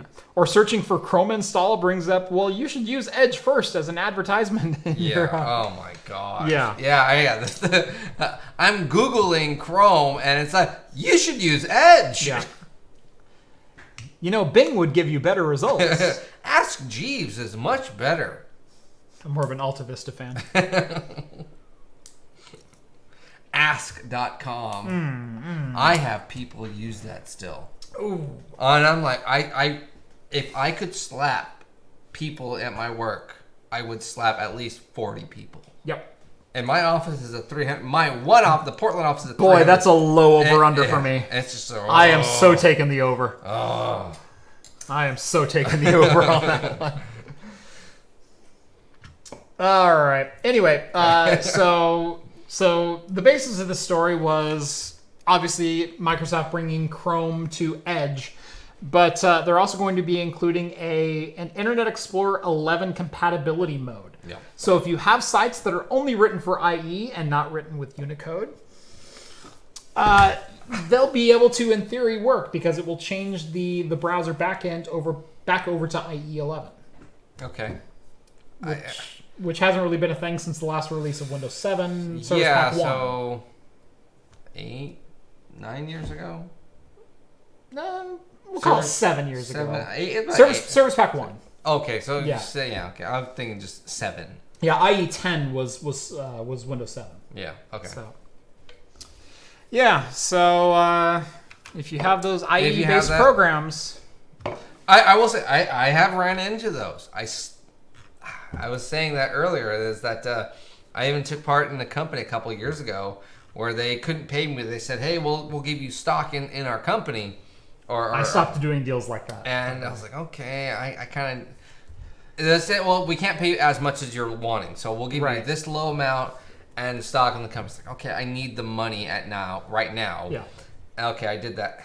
Everything... The guy built the program already. They just needed someone to maintain it and add updates to it. I was like, oh my gosh, this is horrible. So the guy built it, and then he just built the basic framework, and then he outsourced it to China. All the comments were in Chinese, were in Mandarin. I'm sitting there trying to wait, what's going on here? I'm like, I can't even read this. So I had to copy it, paste it into Google Translate to see what the comments were on the code. It's like, what is going on? And it was just a simple grid, load SQL, It's like, oh my gosh, this is horrible. So were some of them racially based, like Gringo had wrong table hook here or something like that? That's funny. No, but yeah, that's funny. I had to ask the question. Well, no, he was, I don't remember exactly. Asian descent. Okay. Himself, so he had the hookup. Okay. Gotcha. But I guess though he was a professor at Portland State, and he built this on the side when he wasn't teaching. I think I know what software you're talking about. And so it was I do. It was like, oh my god! And then we'll talk after the show. I know. Then he outsourced it, and then I had to come in because he wanted to pursue some other career. Yep. And they just needed a developer really quick to add a couple of, according to them, text box and buttons. Yeah. No. It was, we need this page to do this, completely different than what it does. I was like, oh. Which is, we don't know how to write Visual Basic, so we need you to design our UI. Yes, that's what I found out 3 to 4 months in. I was like, oh. See, you haven't been in this game long enough, John. Yeah, I was like, oh, okay. I know end user speak. Yes. I know what that's code for. Yes. Well, before that, it was all just simple contract work and start from scratch. So I got to build it. Yeah. So, but going into someone else's is horrible. What type of camera are we using? I am using a Fujifilm X-T3 with a Sigma 18-35 f1.8, the YouTuber's deluxe lens. With a red solid state. No. No, and then I have a actually very affordable Fuji X mount to EF adapter on there. So my Sigma lens is an EF mount, but the cool thing about my adapter is it has a manual aperture inside of it. So it is actually not electronically communicating with my lens. There's actually an aperture blade inside of the adapter. You've actually talked about your camera and the evolution of the camera work that you've had. So I don't remember exactly what was it. 1 year anniversary. About 18 months. 18 months. I did a camera roll up. I have not talked about this camera on camera yet. Oh, okay, but yeah, if you are looking for some beginner YouTube camera footage, go check out Jeff's. Yep. You got to dig through the archive, but it is there. I think it's what camera rig am I using? I think it's 2018 edition. And basically for an entry-level YouTube person, I recommend a Sony a5100 or an a6000. A5100 gives you the flip-up screen, but you can get a body for about $200. And honestly, the entry-level kit lenses for Sony, their 16 to 50 OSS is a phenomenally sharp lens, especially at 16 millimeter. So, Rev, if you're wondering how that job turned out for me, I sued the guy. Yeah. In the end. Yeah. Which, by the way, what's really funny, happenstance, I think I know who you're talking about. You might. So anyways. Yeah. I know some app developers in Portland, and I know some long-running applications that are used nationwide that were developed here. Yeah, no, the application I was doing was a multi-state application for convicts, actually. Or not convicts. Well, one was for convicts, and one was for rehabilitated I know the addicts. guy. I know the guy. So, that's funny. Yeah. All right. Yeah, he asked me to do things in the past, too. Yeah. I declined. So, I'm looking forward for CES 2020. How about you guys? Well, you weren't. Well, yeah, now that I read this article. But something has piqued John's interest. Yes, I wasn't, but now I'm like, oh, Jeff, I can't wait to go to CES 2020. Yeah. John is waiting on bated heavy breathing. I will be the camera guy. I don't care. I'll do whatever you want, Jeff. Just take me there. That's right. Phrasing. Boom. Sorry, while I've been cleaning my office, I've been binge watching Archer. So the references are there. So CES 2020 is going to be doing something special this year on a 1-year trial basis. Is adult tech. Adult tech. Adult tech. We'll call it adult tech. So CES used to coincide with the Adult Film Awards. Yes, which was like right across the street, or like a block away. Right, and so you had all of these tech nerds and geeks, which, by the way, is another phrase that people use that can be condescending, that no one seems to care about. Yeah. Earlier. Yeah, God, you're such a geek. But you had all of these tech nerds and geeks and people from the technology industry walking amongst all the porn stars. Yeah, and so essentially if you ever went to those big parties at CES, you might find some other people at these parties. Happen to be there. Right. Or that company paid for them to be there. And honestly, CES does do a lot of camera tech as well, and so there were a lot of people there to explore both industries. Yeah, no, and that actual industry does influence a lot of tech-based stuff. Why do you think we settled on VHS instead of Betamax? Exactly. Or Blu-ray instead of HD DVD? It's because that's what the adult film industry settled on as their format of choice. So, unfortunately, 3D glasses didn't take off. But VR headsets, especially the cell phone ones, are doing quite well. Yes, I can't wait for the extended parts for the VR headsets. That might be there at 2020. That's what I'm hoping for. We didn't cover it on Talking Heads because I didn't feel I could, because I couldn't even show the advertisement. But there was a VR cell phone accessory for adult film viewing, as we'll say. It will not be in the links in the description. No, I will not have affiliate links for that. I'm not sponsored. But we'll say it matched the rhythm of the content on screen. Yeah. I think we could say. Yeah. Keeping adult friendly as possible. Think of Guitar Hero. Oh, the rhythm follows this button. Oh, this pattern. Oh, okay, that's cool. This movie seems to be into the fire and the flames. Oh, double time. Okay. Setting something on fire, that's for sure. Some triplets. That's music lingo. Yes. Okay.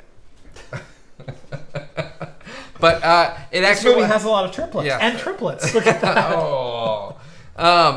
So CES though is still regulating very high policy on this dress code. Yes. So nothing. They are stating nothing even skin tight. Anything that resembles anything. So I'm betting a lot of suits. Yeah. I wouldn't be surprised a lot of pantsuits. Yes. For the women. Right. Well, they're going to allow adult tech to have places on the showroom floor.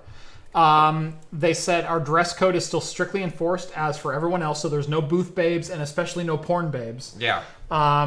Actually, they didn't even say babe. They say both genders. Both genders will be strictly enforced. Yeah. Clothing cannot be form-fitting to the genitalia. Yes. Was a direct quote out of this article or press release. Yeah, can't show too much skin. And cannot be just construed as being an undergarment. Yeah. So if you are even thought to be in violation of this policy, you probably are. Yeah. So I am certainly not opposed to these tech industries getting some floor time, some show time at CES. And I really do like the approach that they're taking with this, where you can present your material just like any other company would, but you need to conform yourselves to the standards of CES. No, I actually, in a serious note, I do agree with that. That's perfectly fine. That's great. Like we were kind of joking about, this media does influence a lot of stuff. A lot of other forms of technology. So if they can jump aboard on something, you might, as a consumer, might also want to jump on board of VR. They might have some kind of innovative VR goggles, glasses. Maybe we don't use it for that, but it's used for gaming. More crystal clear, more game-friendly, interactive vibration sensors. Who knows? I was trying to think of family-friendly ways to waterproofing. Yeah. Yeah, like I said, there are some technological advances that have happened in the adult industry that have migrated their way into the consumer technology industry. Well, like I could see more of a gloves, a five-fingered glove. Yeah, and haptic feedback. Yes, haptic feedback. To where gaming, I want to pick that up. I would need, they could back that money, and they have the money to back that type of technology. And they'll use it for what they want, but then, HP or EG could, I want to throw a football with that or whatever. I want to steer a car with that. To where you physically have to grip that. What was the handles? The VR handles that came out where it actually has the sensors where it wraps around your hand, and then it has the 5-finger grip sensors. There's been a couple companies that have done things with that. Actually, Nintendo, of all people, was the first person with a finger sensor in the glove. Oh, the glove. The power glove. But you know what I'm saying is, instead of I have to hold this joystick or something, and this industry could have you slip this glove on, and it's an actuator for all 5 fingers. Right. And so there's sensors in all 5 fingers that could develop into something else on the consumer level. It could develop into something else for rehabilitative levels of nerve damage, of where it vibrates here and it shocks your finger into doing stuff. I'm sure there's lots of jokes going on cool, chat fembots. No thanks, Mom. I'd rather make out with my Marilyn Monroe bot. The Lucy Lou bot? What? All right. And it could happen to you. But I don't date robots. I'm still, I now want to go to CES though. Yeah. Not for the other. But yeah. I mean, I'll check out the tech. Jeff saying he won't. Craft Computing will not bring you any coverage of the adult technology industry. Hops and Brews will be on the cutting edge. Will be on the cutting edge. Yeah. This IPA tastes great with this technology. Yeah. The vibration really brings out the aroma in this IPA, in this sour. Actually, your foamers may have had Origins in the adult film industry. Oh, God. You said foamers. That's probably where they get it from. Oh. So when I did this Father's Day video where I did a lot of products, and there was a foamer, and I stated in there, yeah, there are other versions. There is one that looks, and it's a pink latex with a curve to it, and they say, oh, you dip it into the edge of the glass. I'm like, no, I'm not buying that. Nope. And they're like, oh, no, it's for foaming your beer. I'm like, nope. That's not how it started. That's not what it's for. Someone happened to drop it in a beer and it foamed it up, and they're like, oh, there's an alternative purpose. Why'd you leave it pink? I don't know. Viagra is a blood pressure medication. Yeah. No. So. Ooh, Jameson. Castmate. Ooh, Stout. Stout is the best one. IPA edition is nice, but the chocolatey, the smoothness, the coffee, the roastiness of the stout really is the best. $25. Yeah. Ish. 25, 30. 30? 32. Very well priced for the flavor, the quality that you're going to get. Yep. Easy to drink. Good enough to drink straight. Fantastic for mixed drinks. Makes an amazingly good old fashioned. Yes. Caramel, chocolate, quite a bit of oakiness to it. So I get the chocolate on the flavor, not the aroma. It's maybe not more like a butterscotch on the nose. Yeah, I get sweetness.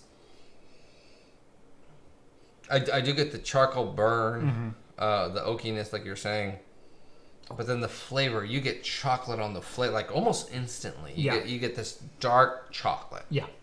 And then you get the roasty stuff. The Irish whiskey that you expect is in the middle. Yep. All right, 2 more quick stories. Mm-hmm. So Lotus has given some more details on their Lotus Evija. I think is how you pronounce it. Evija? Yeah, that's how I pronounce it. So the Lotus Evija, hold on, let me get my article up so I can see what the heck we're talking about. It's a nice looking car. Very nice looking car.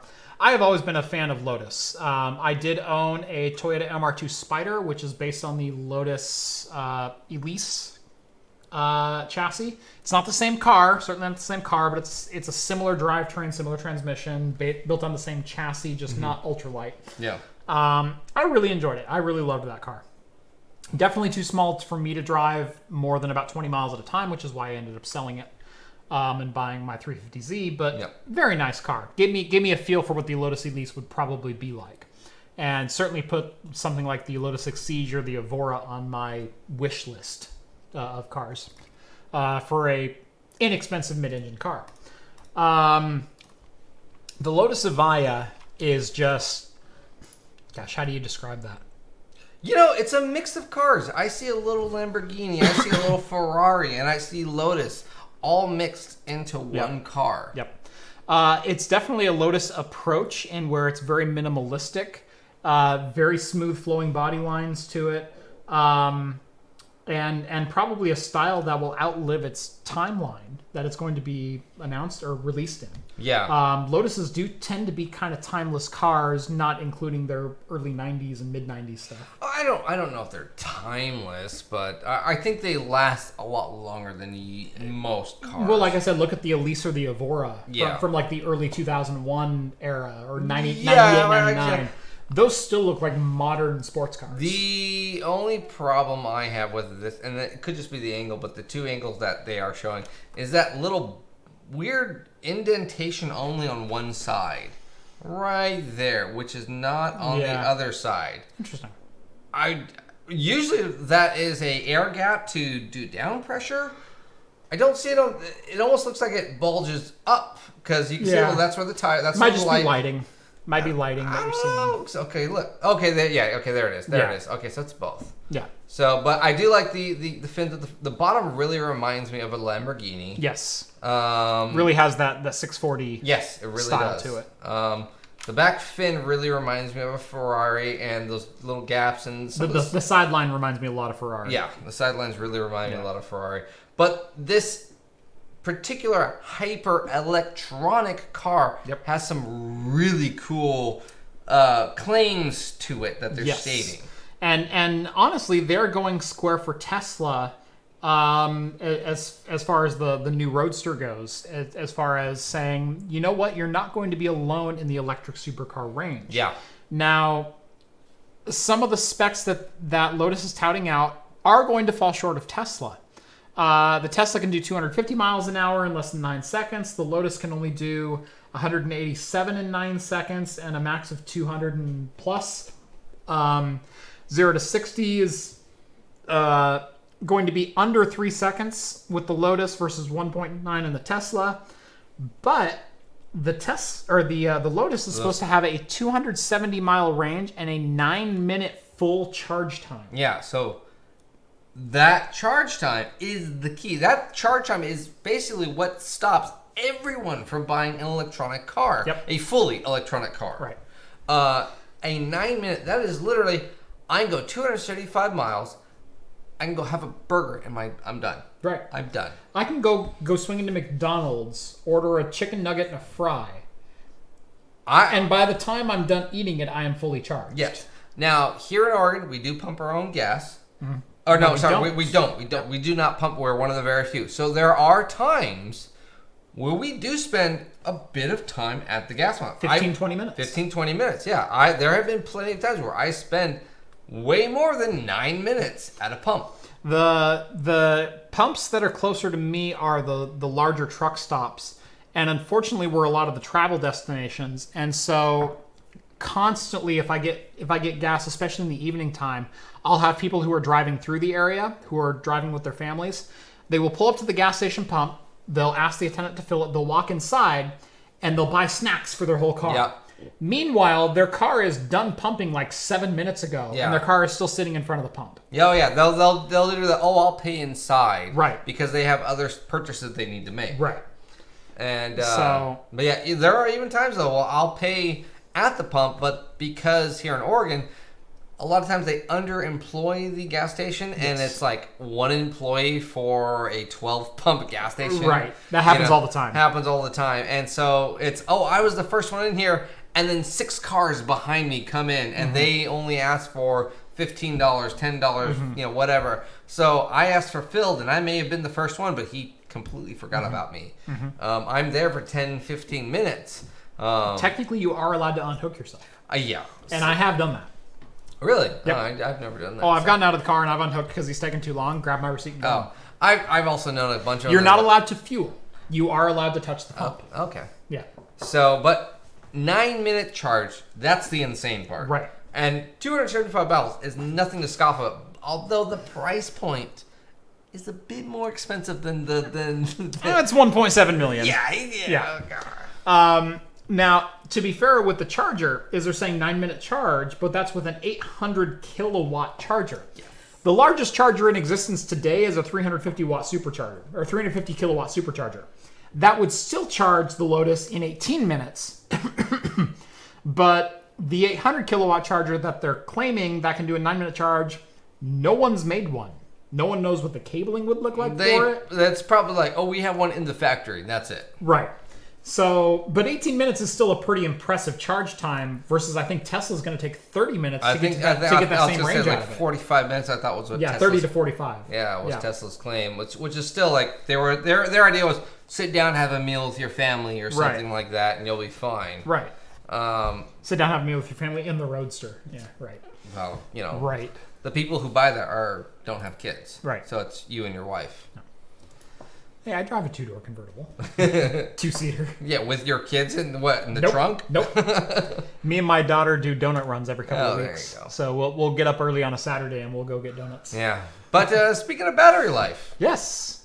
So we talked about this last week on the anniversary episode, which was a fantastic episode. Jeff reached over 100,000, and it's been over 2 years since we've done Talking Heads. Fantastic. Woo woo. Woo. Shout out. September was the first episode of Talking Heads. July was the first episode of Craft Computing ever. So Craft Computing. So. When was the first Talking Heads episode? Hold on. You got me curious. You see how I had this on a roll? Yeah, no, go for it. Jeff just interrupted. Anyways, so we talked about... I want the facts to be accurate. So we talked about the Nintendo Switch Lite. And the Nintendo Switch Lite, one of their big things that they had was the battery life on it was supposed to be better than the current Nintendo Switch. You were able to get 3 hours of play of Zelda. I think it was supposed to be 6 hours of battery life. Well... The new Nintendo Switch, the full console version with the handles, the plug into the TV and everything that they're promoting now, if you buy a new one soon coming out, will have a 9-hour battery life. August 8th. August 8th. Oh, I thought that was the Nintendo. No, sorry. So you started Talking Heads August 8th. Was the first one. Well, then 2017. You should do one with Rhett because he was the first one. He'll be on, I think, the week... No, he's on next week. So we're close. So wait, no, we're only 2 weeks away. So who is on August? Steve. Oh, then. Steve would be on the 7th. Okay. So Steve's going to be the 2-year anniversary. 2-year anniversary of Talking Heads. Yep. So, but Nintendo Switch's update, the latest version coming. Oh, I didn't see the date. I would assume Christmas time. No, it's pretty much immediate. Oh, really? With the new model Switch. Well, it's already been replaced on the website. That's horrible. Then I should upgrade. We should upgrade. Right. Well, as someone said, they're updating the new Switch because of the Tegra backdoor patch that's hardware-based and cannot be patched. And that was going to be my counterpoint as well, but someone beat me to it. Well, there you go. Yeah. So I was just trying to introduce the article. Yep. Yeah, Nintendo, I guarantee, has patched the Tegra backdoor, which was you bridge these two pins together and you have root access to the Which we talked about, like a year ago? Yeah, something like that. Something like that. And we talked about it not being a patchable exploit. This was a hardware-level exploit with a debug pin. Yeah, you had to be really in-depth to know what you're doing. If not, you screwed your Nintendo, your $500 console. Actually, people have been able to exploit it purely through software and run their own ROMs and install custom BIOS and things like that. Which, I mean, in all honesty, though, just go buy a really nice tablet, and that's what you're getting with a Bluetooth controller. Yeah, but you can't play Breath of the Wild on a really nice tablet. Yes, you can. Yeah, you can. What's the goal? I'm not going to legally say you can, but you could. Not even with the Dolphin emulator, because you have to use what was it, CEMUX, and use the Wii U version of it, and and there's no Wii U version of the emulator for Android or Dolphin. Yeah, Dolphin is just Wii and GameCube. So you can play like Wind Waker on a really, really nice tablet with the Dolphin emulator. Yeah, all right, well, whatever. But, yeah. But still, I'm not going to go, well, if you were an early adopter of the Nintendo Switch... Not that I recommend piracy. Yeah, but... Hear the pause. Anyway, we paid a bit higher price than what is going out now for the Nintendo Switch. Yeah. So, it does kind of suck that I would like to play a lot longer. We go on trips, and unfortunately, when we're out, we only get 2 hours, maybe battery. 2.5 to 4 has been my experience. Depending upon the game you're playing. Rocket League, I can get 5. Again, the game you're playing, you know. In any 3D game that is even remotely stressing your Tegra GPU, you're not going to do well. But a 9-hour battery life. I might even sell my Switch to upgrade to this. Basically, what they're claiming is somewhere between an 80 and a 40% improvement. That's still not bad. It's a sizable jump. Yeah, if I could sell my, so they're saying that right now the Wii Switch for this particular one, $299. Yeah. If I could sell my Switch now for $250 to $199. I'd probably sell it and pay that extra high end just for that battery life. It's a great mobile console. I think it's a better mobile console than it is a standalone. I'm going to replace my PC and everything else. This is a mobile console. I'm going to keep it in my backpack. I'm going to play it in the bathroom. I want a quick one and done. I want to play mobile Rocket League, whatever. I've been using it a lot for Rocket League lately, where I will... I do have a computer set up where we're staying right now. It can play games, but it's not really convenient to sit down on it. I've been grabbing my Switch lately, and I've been playing the heck out of my Switch, both Breath of the Wild and Rocket League. Yeah. So, yeah, no, I'm kind of with you that I may pull the trigger on an upgrade. Yeah, just sell your old one and then it's $75 for an upgrade, and I get a much better battery life. Right. I don't have to sell my games. I don't have to do anything. Yep. I can go on Craigslist right now, probably sell this to some guy, and then who wants to hack it? Right. Right. Yeah, the old ones are going to have value because they're hackable still. Yeah. Until they figure out a new exploit on the new ones that aren't patchable either. Yeah, whatever. But, right now, this is like, this is technically the model number that you could hack, first gen. Yeah, never underestimate the homebrew community. They will find a way in. Oh, yeah. They will find a way in. Everyone. That's the beauty of it. Oh, right. But that's basically it for today. Yeah. 10 o'clock on the nose. Look at that. So we can do a couple minutes of Q&A? Couple minutes Q&A. So Q&A. Anything else you guys want to talk about tonight? LOL, Jeff's had Pruno. What's Bubba going to say about your outing? About you outing your fun time? Yeah. Someone says Switch games are like $80 to $100. Switch games are not $80 to $100. Well, the problem with the Nintendo Switch is because all the games are licensed by Nintendo gets to dictate what they're sold for, and they never go on sale. And so that's really been my one crux to Nintendo is they make great games, and there's great games on the platform, but they never reduce in price. Well, for me, I'm not as heavy a gamer as you or say Steve. Mm-hmm. I'm more, I have my core games. I used to be a lot heavier gamer, just life gets in the way. Yep. I can wait that 1.5 years. Right. And then I'll go to the GameStop, the used market, the eBay, and I'll just buy it used. Right. And that's exactly what I do. Yeah. So, or there are Rocket League. I can just go download it for a couple bucks. Yep. That is not $100 game. No. What did you guys think of the Bells Two Hearted last week? Horrible. Okay, it wasn't horrible. It just did not live anything up to its standard. Right. We were talking about it. It was a good IPA. I'll say it was a good IPA. Is it the number one IPA I've had? Not by a long shot. Not even. No, the Ninkasi, because we were kind of saying that it was on the list. Triceratops. Triceratops is way better. It's a better IPA than Bell's Two Hearted. Now, it was better than the Widmer that we just had. I'd put it kind of on par. I don't think so, because I can find more... There's more nuances with the Two Hearted. There are more nuances with that. They're smoother. It's not as harsh. That's true. This is a percentage and a half more. Right.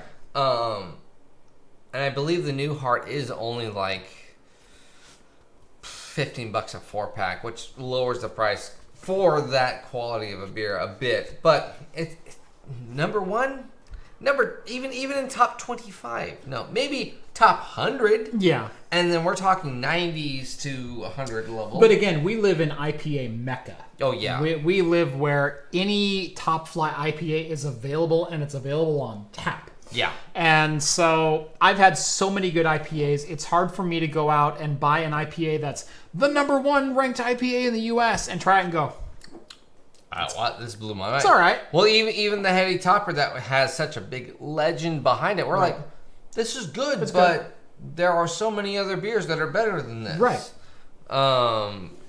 Going back to the Sierra Nevada Pale and the Stone IPA and the IPAs that kind of revolutionized the West Coast style IPA, those are just as solid as the Heady Topper and the Bell. Oh, I totally agree. Yeah. And those are just the standard IPAs. And when you get into the more nuanced, the more complex, there is some good stuff literally brewed around the corner from us. Yeah. It was good, but it's hard to call it great. Yes, that's really is. I mean, Oregon has so many even just home brewers that are just like, oh, we brew this. It tastes so good. You can go to your neighbor and he probably brews the equivalent of a beer that tastes just right. And that's my problem is I've tasted home brews that were almost as good. Yeah. So. Living in San Diego, another great beer city. Yeah, San Diego has a number of really fantastic. Oh yeah, breweries. Most of the West Coast, California, Oregon, Washington, all have really good beers. But the problem is when you get to Oregon has this beer culture. Yes. Where like California, they even have beer restricting laws. You can't sell growlers on a consumer. Tap rooms can't sell growlers. You have to actually go to the brewery to get the growler. Where here in Oregon, it's sell it and go. We don't care how you take it. Give me a bladder. I've given people filled bladders for people. Soda bottles. I don't care. As long as it's sealed, you're good to go. Yep. So that's where Oregon has that just pump out as much beer as possible. And because of that, yes, we've had little local breweries that shut down, but those head brewers have popped up in other major areas and produced some fantastic beers. Right.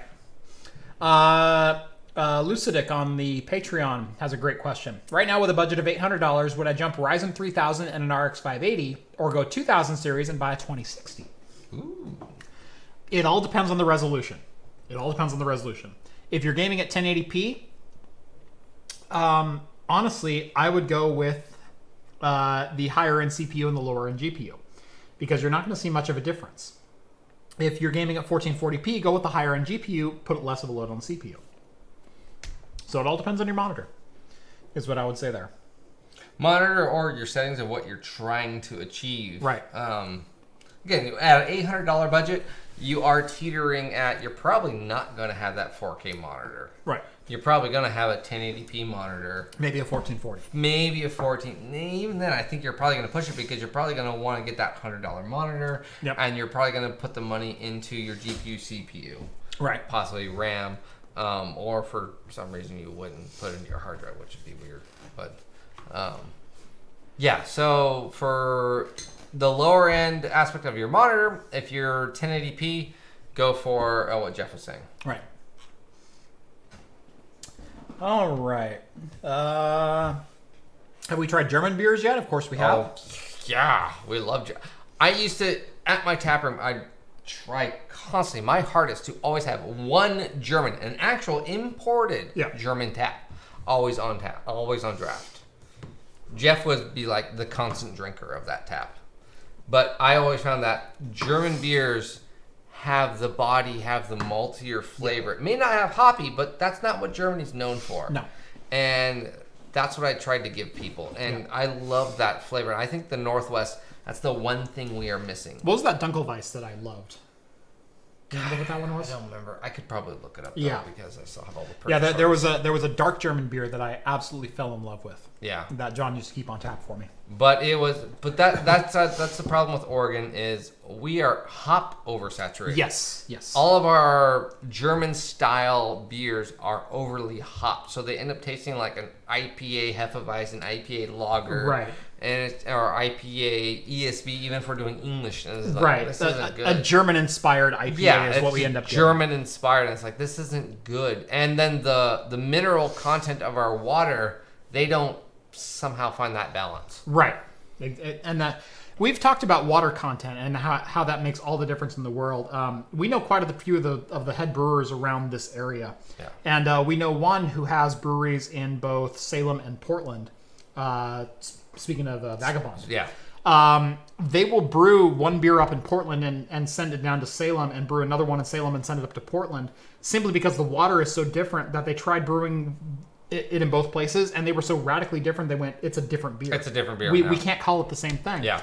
They're 40 miles apart, but they were so radically different, they had to... Same recipe, just different water. Right, they had to brew this beer only at this location to get that flavor profile they were after. Yeah. It's just it's the body, the flavor profile. Mm-hmm. That's really what it is. Yeah. Same river, even. Yeah. No, it's the filtration system that the city puts on them. Right. And it's horrible. And then Salem, for the past couple of years, have been having water issues too with their filtration. Yes. So a lot of the breweries that we've known, they're like, we can't even brew our beer. We have to import water. So then that batch is completely different than the original one that they have. Yeah. And they're like, we have to adjust chemicals because we've never had to do this before. So then that batch is just radically different. Yeah. So. Yep. LOL, Willamette River quality. Yep, that's... Yep. Willamette River table. That's where we're at. All right. Is there anything else before we go? Hi, guys. Would watch the whole show if it wasn't 6 or 7 in the morning on a weekday. Yeah, well, sorry. You must be in Eastern Europe then, because you got to be Ukraine? Maybe Germany? if we're starting at, because I think we start at 4 in the morning in the UK. So yeah, you've got to be closer to Eastern Europe then. But yeah. Have I made it out to Feckin Brewery?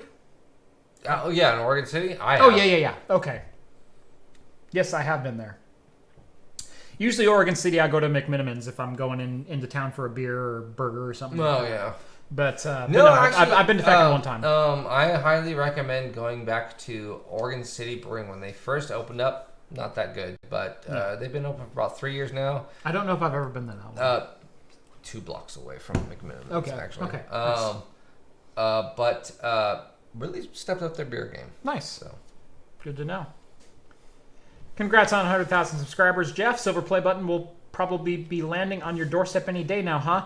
Actually, YouTube was supposed to send me a notification that said congrats for 100K and send me a coupon code so I could then redeem that on their rewards.creator.youtube.com or whatever.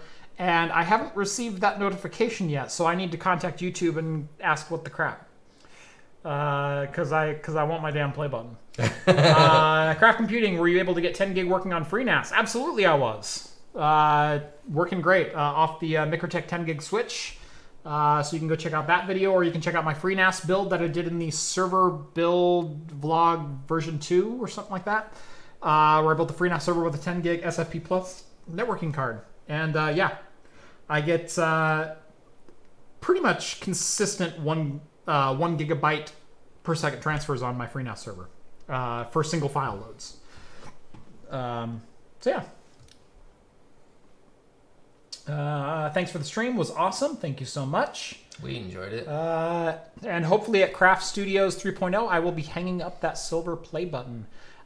This will be the last episode of Craft Computing from my house. Yeah. This is you'll probably see one more video on the channel, which I'm actually going to be recording tomorrow, which is more just telling the channel what's going on with Craft Computing, why I haven't posted a video in a couple of weeks, and kind of what's coming. So basically the information that I gave at the beginning of this video that all you clicked on and were nice enough to watch, I'm just going to do that for the general channel itself. But yeah, this is the last time we'll be filming Talking Heads up in my house. So like I said, this whole move is a little bit bittersweet, but my wife and I really are trying to get into a much better financial situation for our future, have a little bit more control over what we want to do with things. And if I ever want to take YouTube full time, this is literally step 1 in that process, is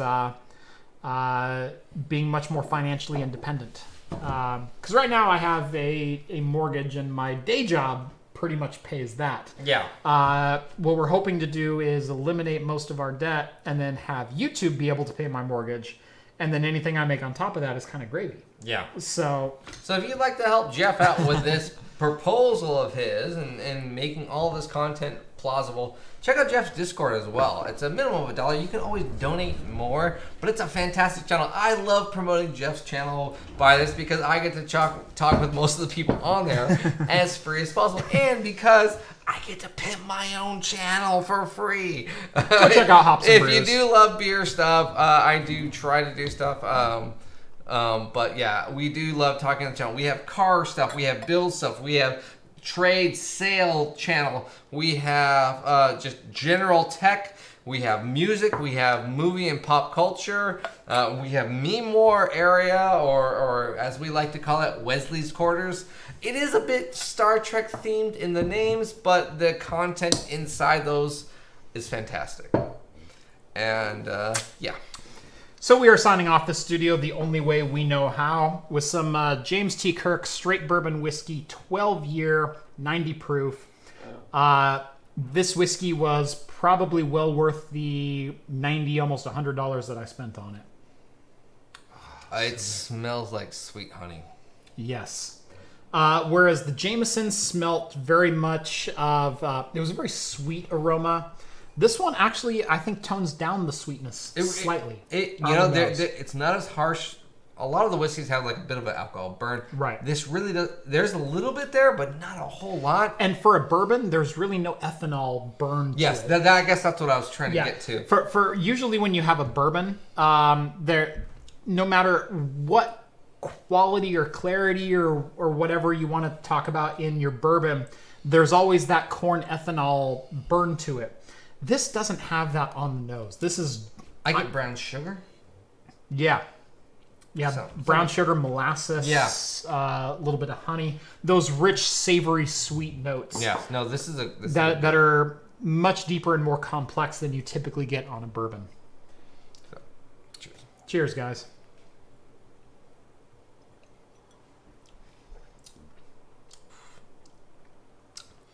What I love is that it's got a nice smokiness to it, but not. It's a smooth smoke. Yeah, it's actually. Sorry, I apologize. It's smoke and wood blended it together, but yet smooth. It's a wonderful charcoal. Yes, is what it is. Whereas the Irish and especially when you get into the Scottish, it's that peatiness and things like that. This is very much an Americanized oak smoke, where it's a thick char barrel. Yes, that's what it is. It's an oak smoked and very charcoal. I get a little pepper at the back, but then it smooths right back out. It's really pleasant.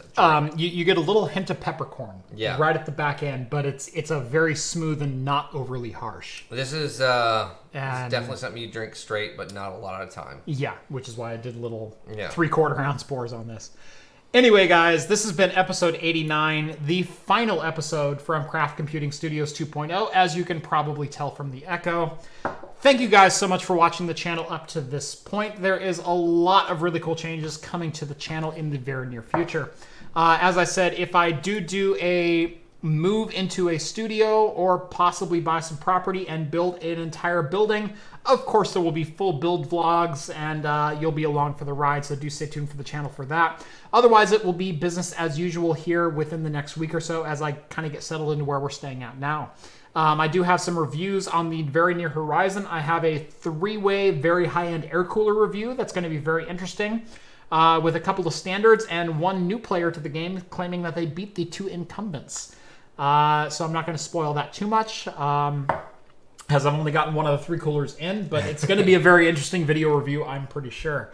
I do have a review on a new HDMI capture card, which I do have mixed feelings on. Which I didn't expect. Wow. And I've got a couple other comparison videos, including a Ryzen 5 3600, which I finally got in, and possibly some drone video coming soon. Yeah. Okay. Well, I bought a drone. I bought my third drone. Yeah, I was gonna say, I was like, yeah. Okay. So, it's a drone that I was very intrigued in, but was always way out of reach for I thought what it was. But I got it for a steal of a price, so we'll see how it exists in 2019. All right. So, little sneak peeks for the channel. Again, thank you so much for joining us here on Talking Heads. And as always, we'll see you in the next one, just maybe from a new place. Yep. Cheers, guys. See you guys.